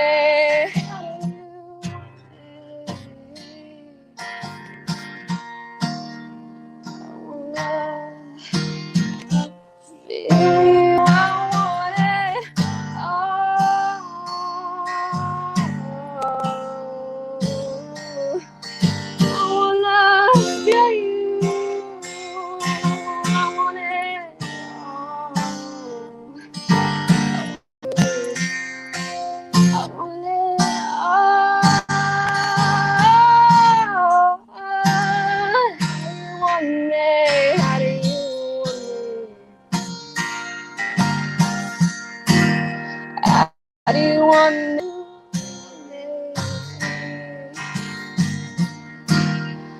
do you want me?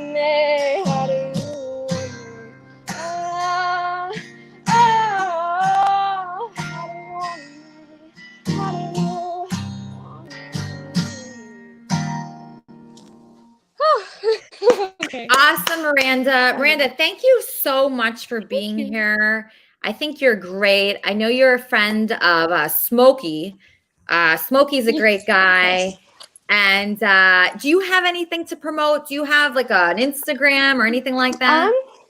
I do have an Instagram that I can make public. Y'all can go follow me. It's Pluto's Hostage, like Pluto the planet, and then and I do have a YouTube channel that I'm on here from, and it's just Miranda. What is Miranda that? Moore. Miranda Moore on YouTube. Yes, ma'am. I don't have many followers, and I was very nervous, and I fucked up the first half a little bit, but I'm just very grateful to be here. You're super awesome. I've enjoyed listening. Sorry I wasn't able to stay still whenever you were talking to everybody. That's okay, Miranda. It's okay. I'm just so happy you're here. And you're a great talent, and we love having you in the Kermit and Friends community. So don't be worried. You're wonderful. And everybody reach out to Miranda. So Miranda has her YouTube channel. And then what is it? Pluto's Hostage? Yes, ma'am. And y'all can go follow me on there. I'll make it public. Okay, so Pluto's Hostage on Instagram. And then she's Miranda Moore on YouTube. But Smokey has her contact, so she should be in the Kermit and Friends fan club today in Discord. And then that way we can get you really involved in the community. And then Miranda can comment on different things. Like, for instance, like our conversation with Charmin today. I'm sure you heard about that. Did you hear that? Oh, I was listening to it. I had the utmost sympathy for that woman. Okay, so you're a good person. That's very rare around these parts. So you're actually a good person. So we need you desperately. So Miranda, please be involved in our wrap-up show as well. So just stick around. I want Miranda here because she's obviously an extremely nice person. Speaking of nice people, Dave Robinson's back. Welcome back to the show, Dave Robinson. You have some questions? Yeah, I just want to ask you one or two things. And it's good that it's coming after the music about the My Fiancé song that you came up with. And I wondered if Andy Dick had responded to it at all. Ah, that's a perfect question. In fact, he did. And he came up with his own song. Oh, wow. Okay. Okay, so I don't know if you want to hear this song, but I'm going to play it anyway. Dave, just sit tight. Here is Andy Dick's response to my song, My Fiancé, Andy's version. Here it is. I think it's 650, but I feel like I gave him 50. So I think it's 6. But then you know what? I'll do it when he gets here. You know what I mean? I don't trust these people, baby. I really don't. That's why I wish you would take care of it. Because I don't trust them. I don't want to just give them money. Then they're just not going to give me my phone back. And they're going to keep extorting me. People are extorting me left and right. You know that, right? They're extorting me. Everyone is. Extorting me, baby.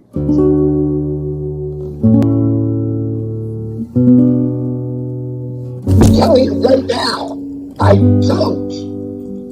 Dude, you gotta I didn't realize what a fucking cunt you are. A horrible person. Horrible. You're just such a fucking horrible, weird person, man. Oh, fuck you. I'm kidding. And you're just a fucking retard. It's so dumb. And really, I thought you were smart. I was telling people you were smart. But you're just like a weird Dumbo.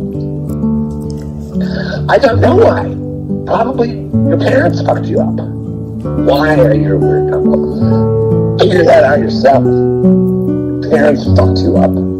Like you're fucking weird psychopath, sociopath, Dumbo, bitch, lying cunt.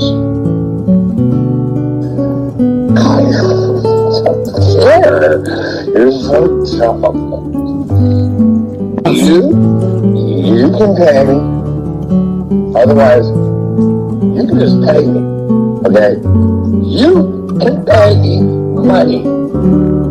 Please got your money coming in. Start paying me, and maybe we can be friends again. But really, I don't like you at all.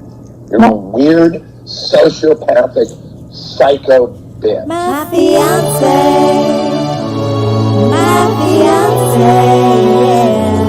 My fiance, yeah. My fiance, my fiance, yeah. My fiance, yeah. My fiance, yeah. My fiance, my fiance.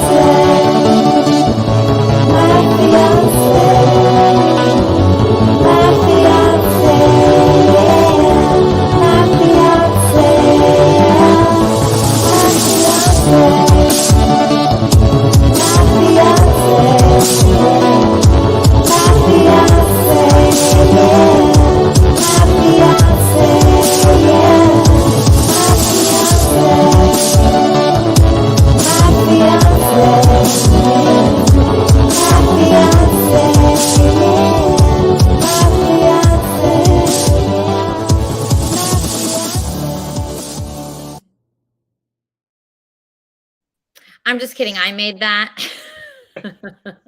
You know, it's real funny as well because it was real like angry and stuff, but the guitar music is so gentle in the background. And the other thing that real made me laugh as well when I first heard your My Fiancé song was that, you know, when you're listening to a song and you know that when you get to the end of the line, it's got a rhyme.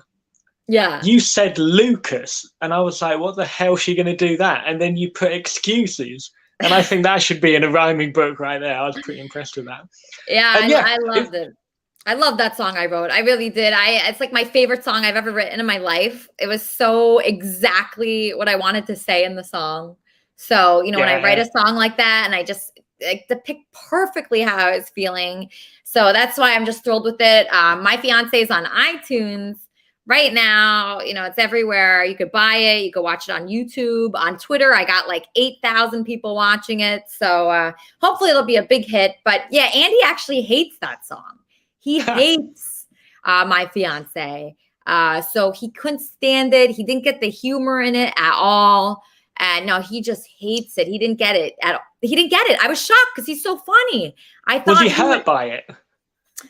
He was really mad that I included Lucas in it, but which is weird because he had a podcast completely about Lucas. So yeah, it is weird. It's a very unusual, weird situation that, I mean, it's advanced in its weirdness. It couldn't be more weird. So I've got Andy, I've got Lucas, I got everybody. And, you know, HUD here, HUD can testify that Andy did not like my song, right, HUD? No, it didn't sound like he did.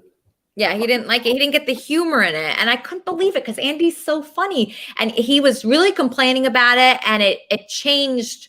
I don't know if it like changed our relationship, but he was definitely pissed off about it, Dave. He was really pissed and he just wasn't happy about it. So, yeah. You're going to be the first couple ever to break up over a song about your fiance. Possibly. I mean, he was texting me last night, 911, please help. So he's still thinking about me, but I haven't heard from him today yet, this morning. So hopefully he's okay. Also, it is real catchy as well, the My Fiance bit. Like it does hang around in your head all week. It's a good one. Thank you. Thank you so much. I really appreciate that. Yeah, it was so fun to write. I can't wait to write more songs for the show and just for the people here. And I'm just thrilled, like with the types of people, all different types of people that are here talking. And it's just been such a blessing in my life. And, you know, when I talk to someone like Charmin, especially somebody that says to me, I feel like everything's been taken away from me. When I talk to someone like that, and they really feel like they don't have anything left, I feel like Kermit and Friends is like the perfect place for someone like that because we are all inclusive. We include people. We want to help people. We want people to be happy. I want people to, you know, have their own shows, have their own YouTube channels. My friend, Alan, who was on the show as a hypnotist, he's starting his own podcast. Lori has her after show. That thrills me more than almost anything. So it's going well. You're happy. I'm pretty happy. I mean, sometimes I'm like, oh, what am I going to do on the show? What am I going to talk about? But I have all these topics that I write. I make sure I'm over prepared. So every time I set up for Kermit and Friends, I over prepare. So I have tons of articles that I think pertain to the show and pertain to the spirit of the show. And then, you know, Charmin's story today hit me hard. Because I understand that feeling that she's had in her life where she felt like she had nothing left. And when I lost Kermit, my dog, and I just felt like I had nothing. Like I didn't want to live. I felt like I had nothing to live for. And just the journey of getting back to feeling like, oh, I have a little bit. I have something that I could wake up and look forward to something. Just if you have anything like that, that's why I really encourage people to, like, you know, join our Discord, join our community, and reach out to someone. If you feel like you can relate to DJ Smooth or Dr. Roy or Charmin or, you know, Dave here, myself, Lori, you know, Tony Rica, Johnny B, HUD, Sugar, Rumi, Miranda, whoever. If they say something or sing about something and you can relate to it, please reach out to that person. It will only benefit you. Well, yeah, you know what? A couple of people were asking me about the My Fiance song. You know the musical instrument that you're playing in the video you did? Yes. I never seen one of them before, and I wondered what it was and more how you played it. I think it's called like a kalimba or something like that. Actually, Benji bought this for me. He bought this for me, and that was really nice. And yeah, it's good to write songs on that. So usually I'll just like find a good note, like, you know, it writes the notes on here. So there's C, E, G, and you can just you know, if you're on the beach, it's good. Or if you're outside and you want to write a song, you just find a note here and you just sing along. And what I do is I record it into my voice recorder. I go home and then I, you know, write it on GarageBand later. And that's just how I do it. Yeah, it's good. It's good. Yeah. Yeah. So I'm happy you like the song because I admire you as a musician. Oh, well, that's very kind. Yeah. Yeah. So thank you. What do you think of Kermit and Friends so far today? You have any thoughts on anything else? Well, I think it's really interesting. Well, as well, like, particularly because, like, obviously I'm from England. It's like a lot of the stuff that Sean was talking about and that a lot of the other people talk about, I have no first-hand knowledge of at all. But really? It's a bit like being dropped in like a museum or something you've never heard of before. Like you're more interested in it just because it's different to you. So I can't even imagine what Sharma's gone to. Like I don't have children or like I'm not in that particular position in life. That must be really difficult to go through. And especially if there's political undertones, that makes things hard to be dealing with. But yeah, it's really interesting hearing about it. And even just Miranda there, Like she had a singing voice was great, but she had a really cool speaking voice as well. And I think, Yes. well, I never met anyone who's from wherever she's from before, but it sounded really cool. And so it's kind of nice to like open up your ears to what other people are doing. Because otherwise, particularly with coronavirus, the world can get real small and you're just wrapped up in you and what's immediately happening around you. And then you come with Kermit and Friends, there's people from all over the shop. Yes. So that's something that I really enjoy about it. And yeah, I just love bringing people together. I love, even after the show, seeing people communicate. So even if you don't understand what Sharman was talking about as far as like the QAnon stuff and that, I feel like we can all relate to her pain.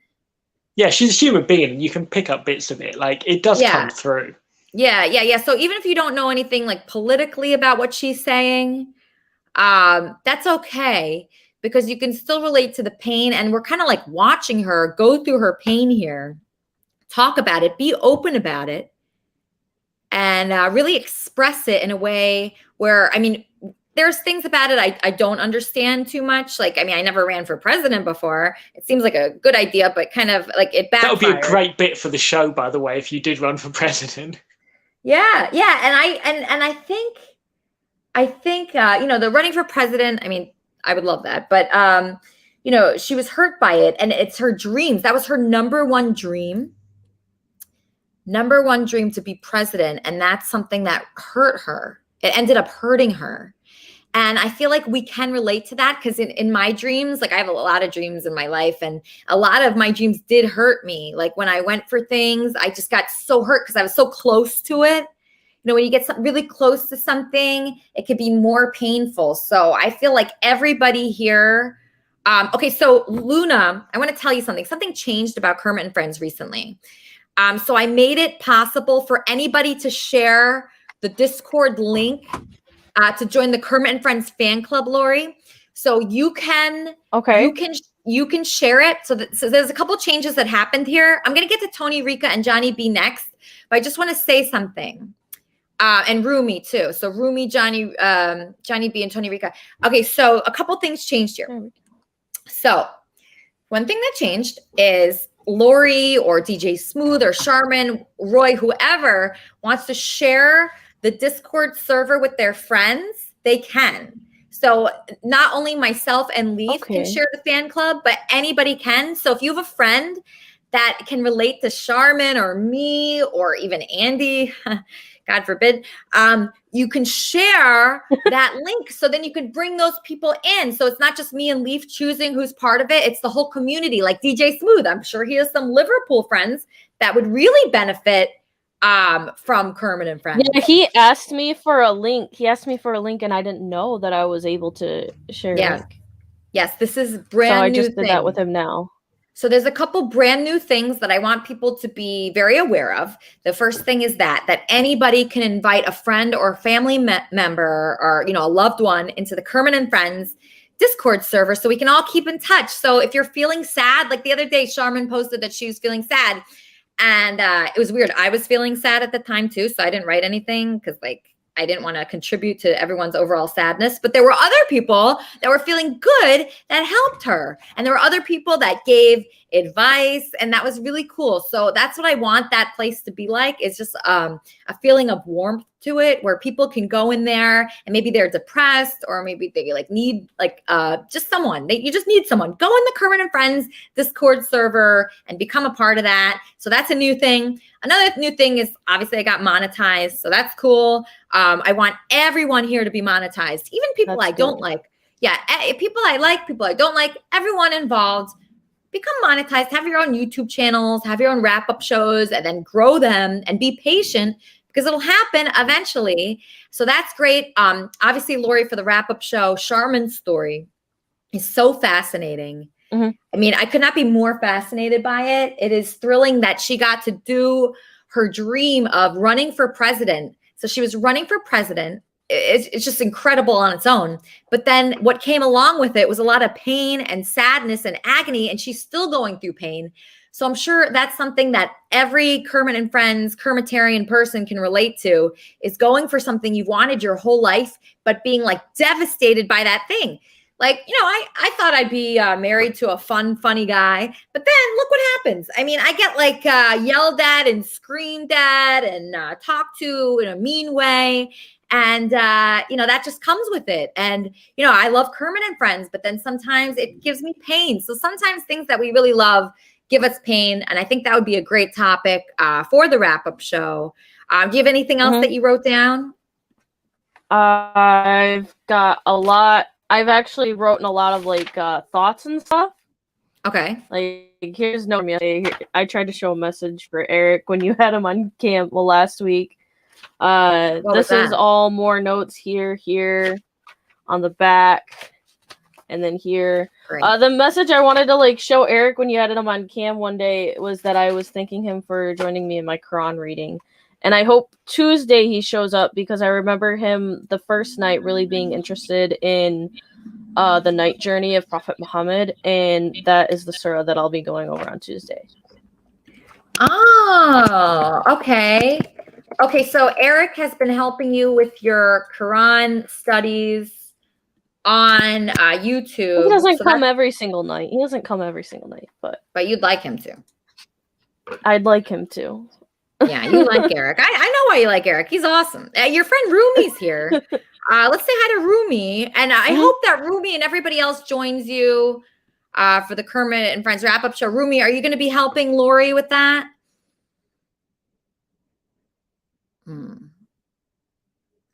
Okay, Rumi, you're muted. I don't know why. I didn't mute you. 1 second. He's muted. Okay, so let's see. I still have some more audio to play. I don't even know where I should start with this. I have audio to play from, Eric wrote a version of my song. There's so many versions of the song. I'm kind of like confused on what to do. Let's just bring up Tony Rico real fast, a positive person. Tony, thank you so much for coming on the show today. You're the best. Tony promotes Kermit and Friends on his awesome Instagram account every week. That's a true Kermitarian. Tony, I don't know if you were here for the whole Charmin thing. Were you around for that? I kind of right in the middle of it. I missed it. I'm going to watch it like I usually do. I'll rewatch it. And I was just listening to her, that part of the story, which is that first part I really missed, everything going on with her. I mean, I feel for her. I really do. And, whatever help, any of us can do for her, to help her out. I mean, hey, I'm part of that too, to help. I just, give me, keep me up to, fill me in a little bit here. Right now? Oh, okay. Because of everything, Yeah. So pretty much, I mean, what I learned from Charmin's story was that she went through a lot while she was running for president. And the people in her life and her actual life took what these stupid idiots were saying seriously. And it's like, how could you do that? How could you take that seriously? Like, I know her now, and I would never believe it. So I guess, I mean, is it weak-minded people? I mean, what kind of person would just believe that garbage is just, it's very frustrating. I can see how it would be frustrating. I get frustrated, people say things about me that are so untrue, and I get frustrated by it. But I mean, I guess you just learn to not think that way. I mean, we all get, I mean, you, myself, many of us out there, we get, there's there's just plenty of nasty stuff that goes out there, and it's like, do you entertain it or not? And you really do want to sometimes engage in it, but most of the time, what I've seen, you just stay away from it. And as much as you want to just jump at it, kind of like when I was listening to what happened, what you said you were arguing, right? Yes, I was arguing. I hate arguing, but I did it. Right, but yeah, you need to get it. It was like, I don't know. Do you have some Italian in you? I don't know. Yes, I do. I'm part Italian. There you go. Yeah, that came out. Okay, some of that Italian came out. And you had no choice. Sometimes you don't have a choice. You have to just give it back. Not that you want to, but you do. You have to go right at them. And however it is, and even though it's in a public place, sometimes it is what it is. You just get it done. I mean, let them know. And you're a brilliant person. I mean, your studies. You went to Berkeley, correct? Right? Yeah. That's I incredible. went a lot of places. Thank you so much. Yeah, I don't know. It's just overwhelming sometimes because it's tough to see a fellow Kermitarian go through pain. It really is. So, Tony's such a positive guy. If you're going through pain, would you say reach out to you? You're one of the people that can. Yeah, without a doubt. I mean, there's no. Yeah, you hit me up or whatever. It doesn't matter. Everything's at Tony Rick at WWE. So it doesn't matter what platform. You can always hit me up wherever. It's hard because sometimes there's so many messages that come in, like in your DM or in your inboxes. It's like Wheel of Fortune. It just keeps going around. So you have to keep some of your notifications off. But when you go in, you try to find whatever you can. But I try to connect with people that really do have questions or pretty much with anything, and especially like Charmin. I mean, like you were mentioning with YouTube channels, and I've been working on it. Actually, it was before I started here on Kermit and Friends, and being part of this whole group. I mean, you have a tremendous group here, wonderful people. It is a great place to go to, and I'm doing a thing. It's called Taking on Tony, and that's the thing. In other words, anything coming right at you. I mean, they could come at me with anything. It doesn't matter. You have an issue, you come at me with it. You want to fight, come at me. Physically it has to be sanctioned. But typically, though, it's different things. But really, my thing is even when I start the show, I'm always going to direct people to come here. I definitely want that because you need that positive. You have many different people that come on here with different questions, and they'd like to have some answers, but at least there are people that can connect with them and hopefully help them out. And like you mentioned on Discord and all that, there's plenty of things that you can do on there and relate and connect with someone from there too. So I'm glad you put that out there too. I mean, you have that out there. So you have DJ, DJ Smooth. DJ Smooth is here. He's back. Yeah, right, man. What's going on? What's going on? I just need 1 second. Keep me on. Keep me on. I'm worried. There better not be any nudity, DJ Smooth. I'm gonna be really pissed. Where is he? Where is Eric last? DJ, you cannot do that. You can't stop doing that. I fucking got you good. No, you didn't get me good. You know why you didn't get me good? Because I knew you were gonna do that. Don't do it. Why are you doing that, DJ? Come on. What are you doing? I need to get the angle right. I seem to miss it every time. You miss it because I won't let you do it, DJ. Come on, we're trying to have a classy show here. Okay. Trying to have a classy show. Hey, you've got people covered up by Andy Dick slogans, jerking it off. Playing your songs and that. Like it's. You have to send me your mooning pre-recorded. Right. So that way I can cover you with Andy Dick's face. Okay, and speaking of Andy Dick, we're going to play his podcast, right? So, Rumi, Andy has a podcast. Have you heard about it yet? No. Can you hear me? Yeah, I can hear you great. Okay. Yeah, you sound good. No, I haven't. Okay. So what I wanted to do is I wanted to show people part of this podcast. It's called Addicted, okay? And I thought it was really good. It reminds me of the vulnerability that Charmin puts out. And I think, Ruby, you have a garage podcast. Do you get pretty vulnerable on your podcast? We usually discuss current events. I'm relaunching it, so I got a producer now. Okay. So it's going to be a lot more professional. Oh, it's going to be professional? Okay, great. Okay, so you talk about current events? Current events, politics, sometimes conspiracy theories, what's going on in the media, stuff like that. Okay, what's going on in the media? Okay, and is that podcast out yet? It was, but I just restarted everything. So in about 2 weeks, we record our new episodes. We're going to have guests on and all that. Okay, any thoughts on our show so far today? I just got to the tail end of the Charmin thing. So I don't know exactly what she was accused of. Okay. Well, Lori wrote notes on the show So that's good. Lori wrote notes, and here's Lori's dad, Johnny B. Johnny B.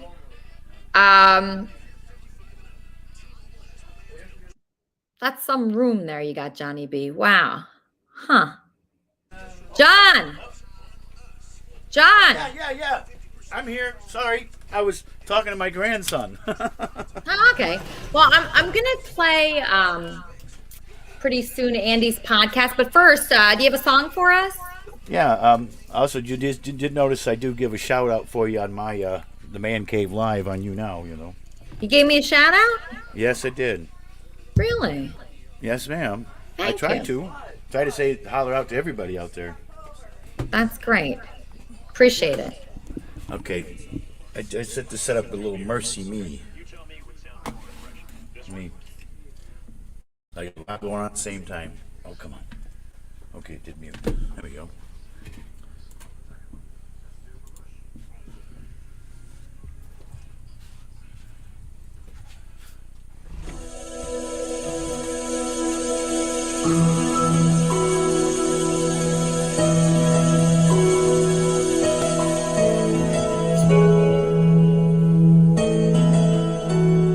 Can only imagine what it'd be like when I walk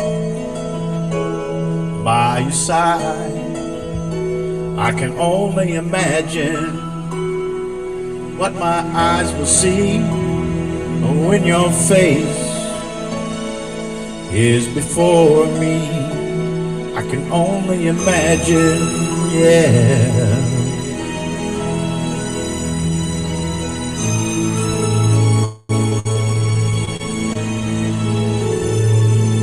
Surrounded by your glory, what will my heart feel? Will I dance for you, Jesus? Or in all of you be still? Will I stand in your presence?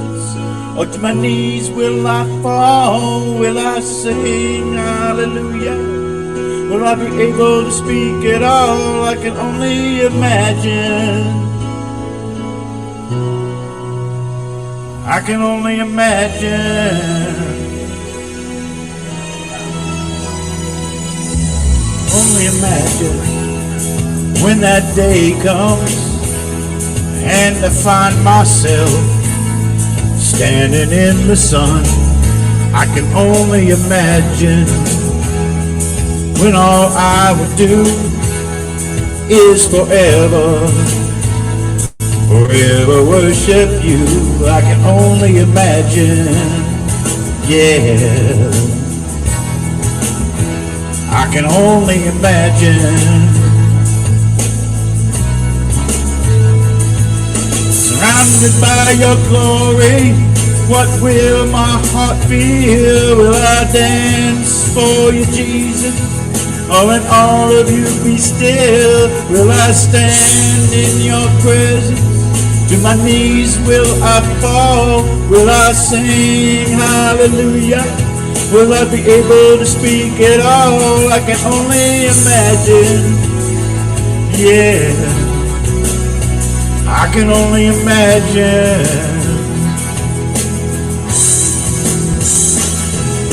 Surrounded by your glory, what will my heart feel? Will I dance for you, Jesus? Or in all of you be still? Will I stand in your presence? To my knees will I fall? Will I sing hallelujah? Will I be able to speak at all? I can only imagine, yeah. I can only imagine. I can only imagine, yeah. I can only imagine.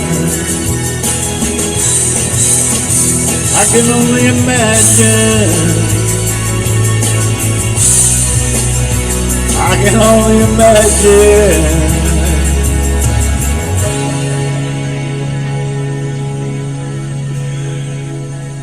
I can only imagine when all I can do is forever forever worship you. I can only imagine. I can only imagine.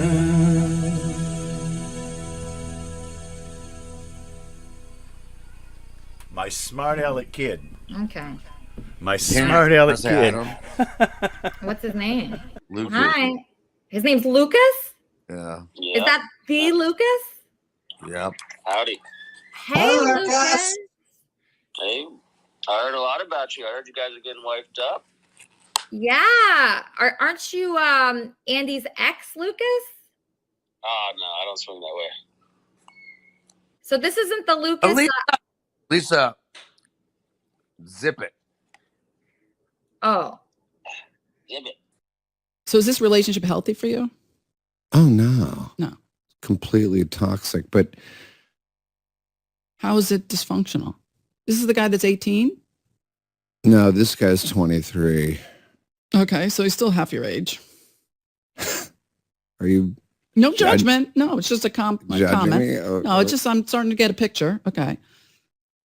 So he's 23. hot as fuck. 3 years we've been together. Oh, ooh. So you're getting to that. You're getting to that place, like the 3.5 year mark. Oh, yep.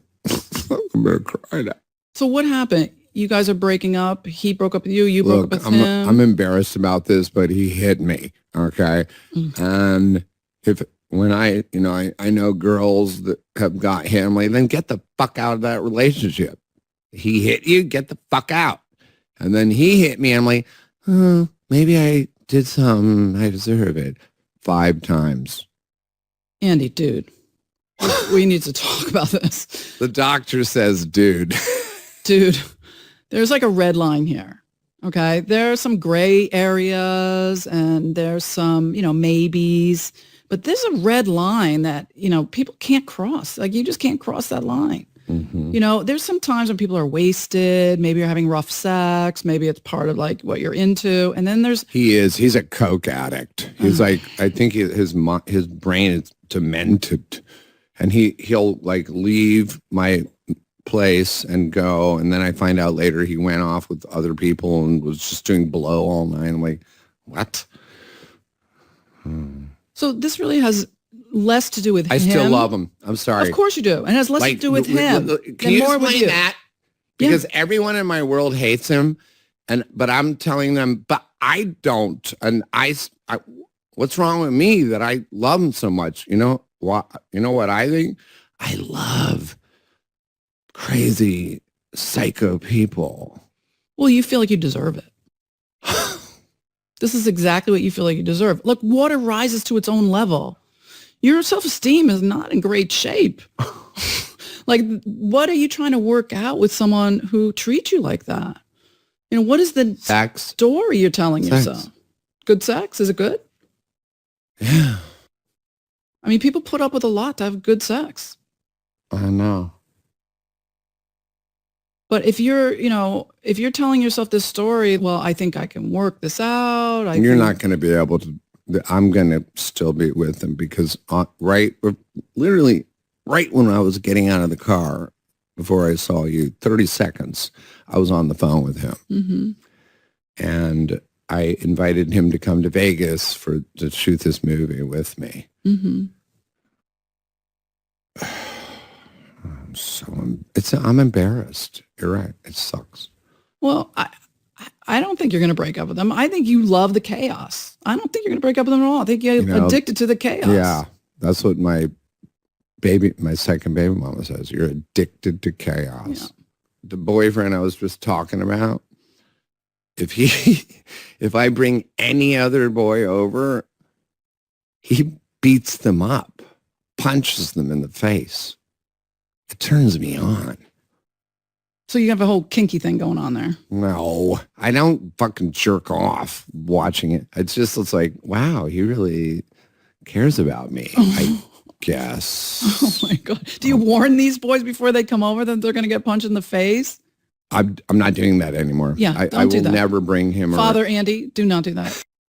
Andy, so tell me more about this codependent, messed up relationship and how you're addicted to this. Like, what's been happening? There's got to be some, a lot of negative fallout from this, even though you're saying, like, I don't care. It sounds like you do. Like, what's been happening? I'm not sure if it was him, but somebody stole my computer, my wallet, my passport. Oh, shit. My keys to my P.O. box. Been going on in my accounts, my bank accounts. Stealing money? Putting his name on my apps. Ordering Postmates and Lyft. Andy. What? I know. I God just, damn it, doctor. I feel like taking off my headphones and just stamping out of here. Like, wow. Come on, have some insight. You're a smart guy. What are you doing? I still love him. It's like you're like a house fire. You're like a house on fire. See, so now you see why I'm trying to get other people coming in.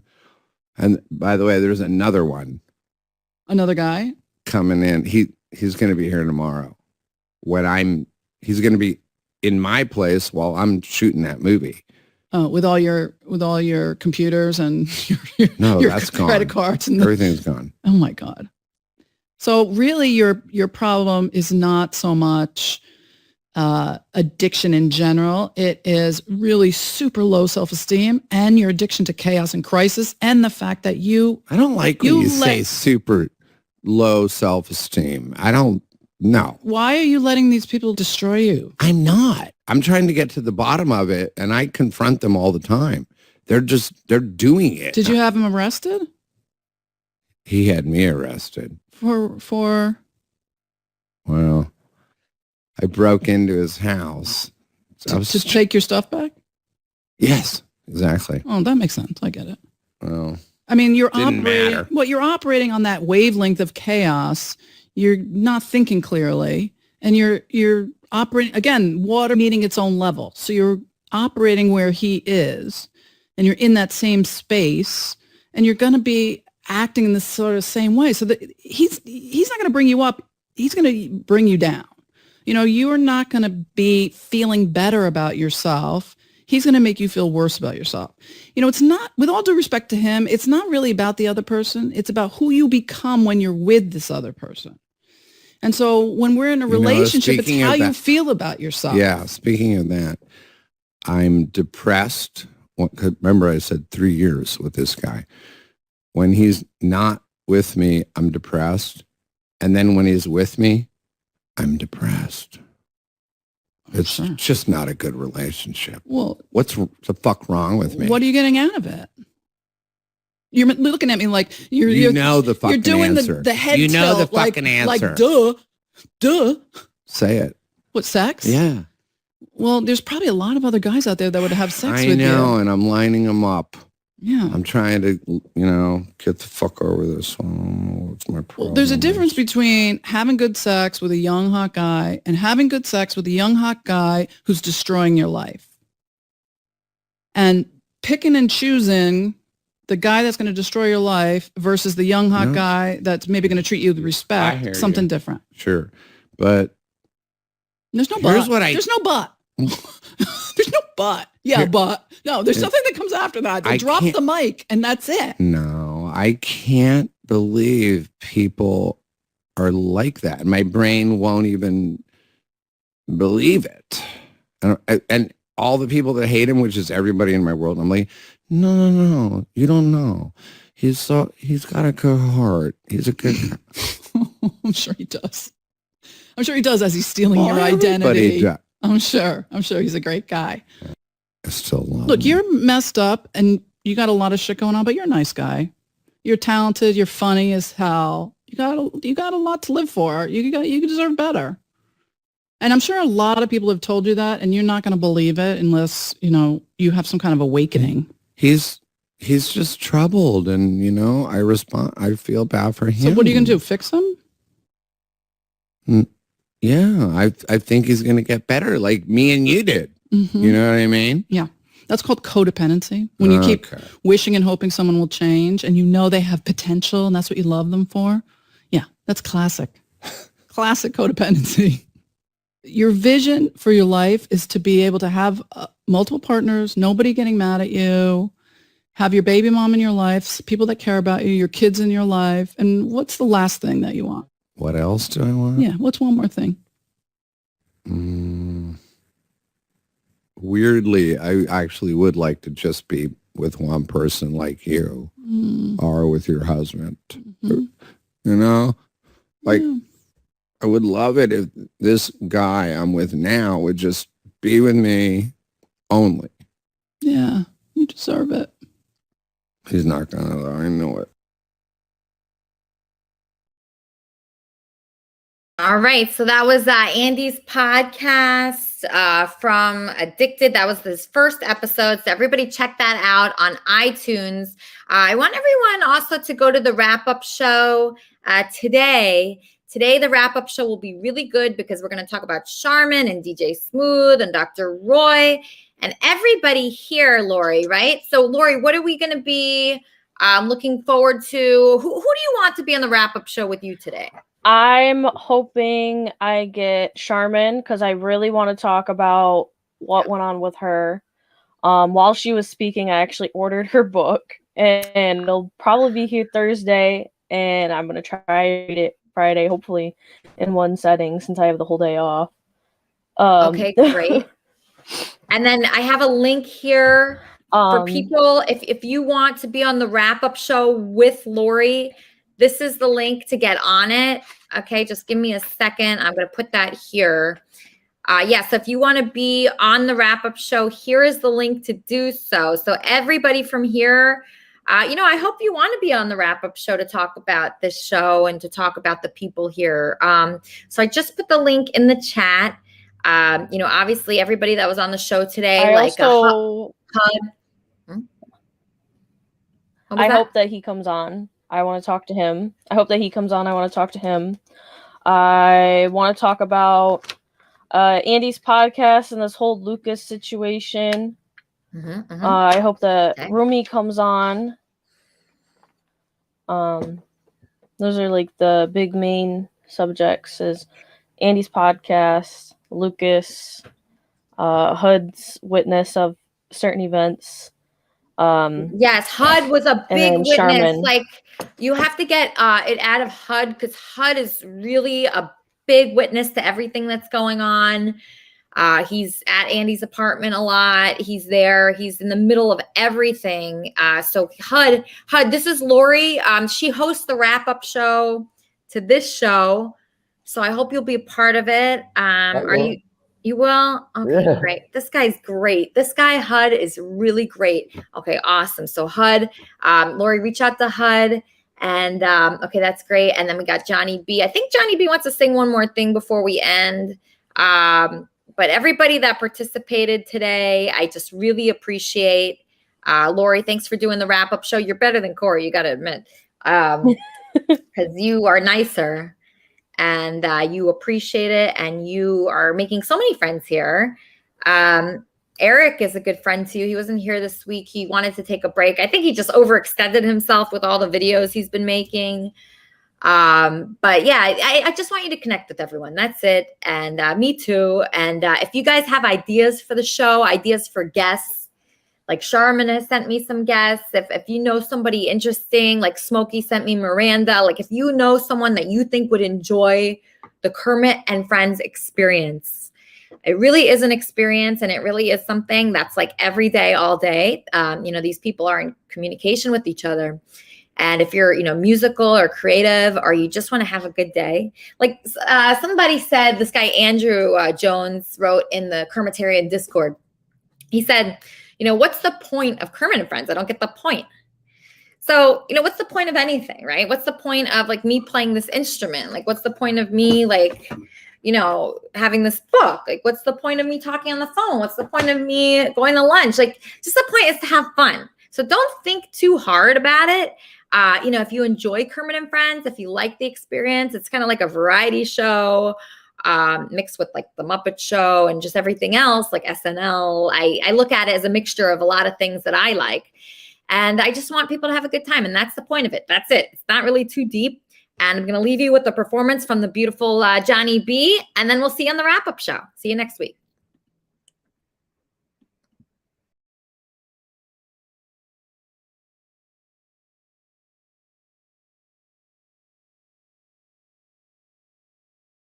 John, no one can hear you. No one can hear you, hon. Oh, sorry. Little Johnny Cash. I wasn't ready. Hurt myself today to see if I still feel a focus on the pain. Only thing that's real. Needle tears a hole. The old familiar sting. To try all away. I remember everything. What have I become? My sweetest friend. Everyone I know goes away in the end. Who could have it all? My empire of dirt. I will let you down. I will make you hurt.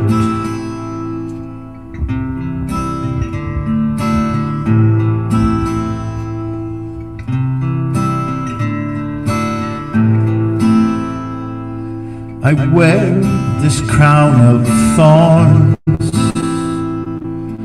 upon my liar's chair, full of broken thoughts I cannot repair. Beneath the strands of time, feelings disappear. You are someone else. I'm still right here. What have I become? My sweetest friend. Everyone I know goes away in the you could have it all. My empire of dirt. I will let you down. I will make you hurt. I could start again. Million miles away. I would keep myself. I would find a way. To the Man Cave fans.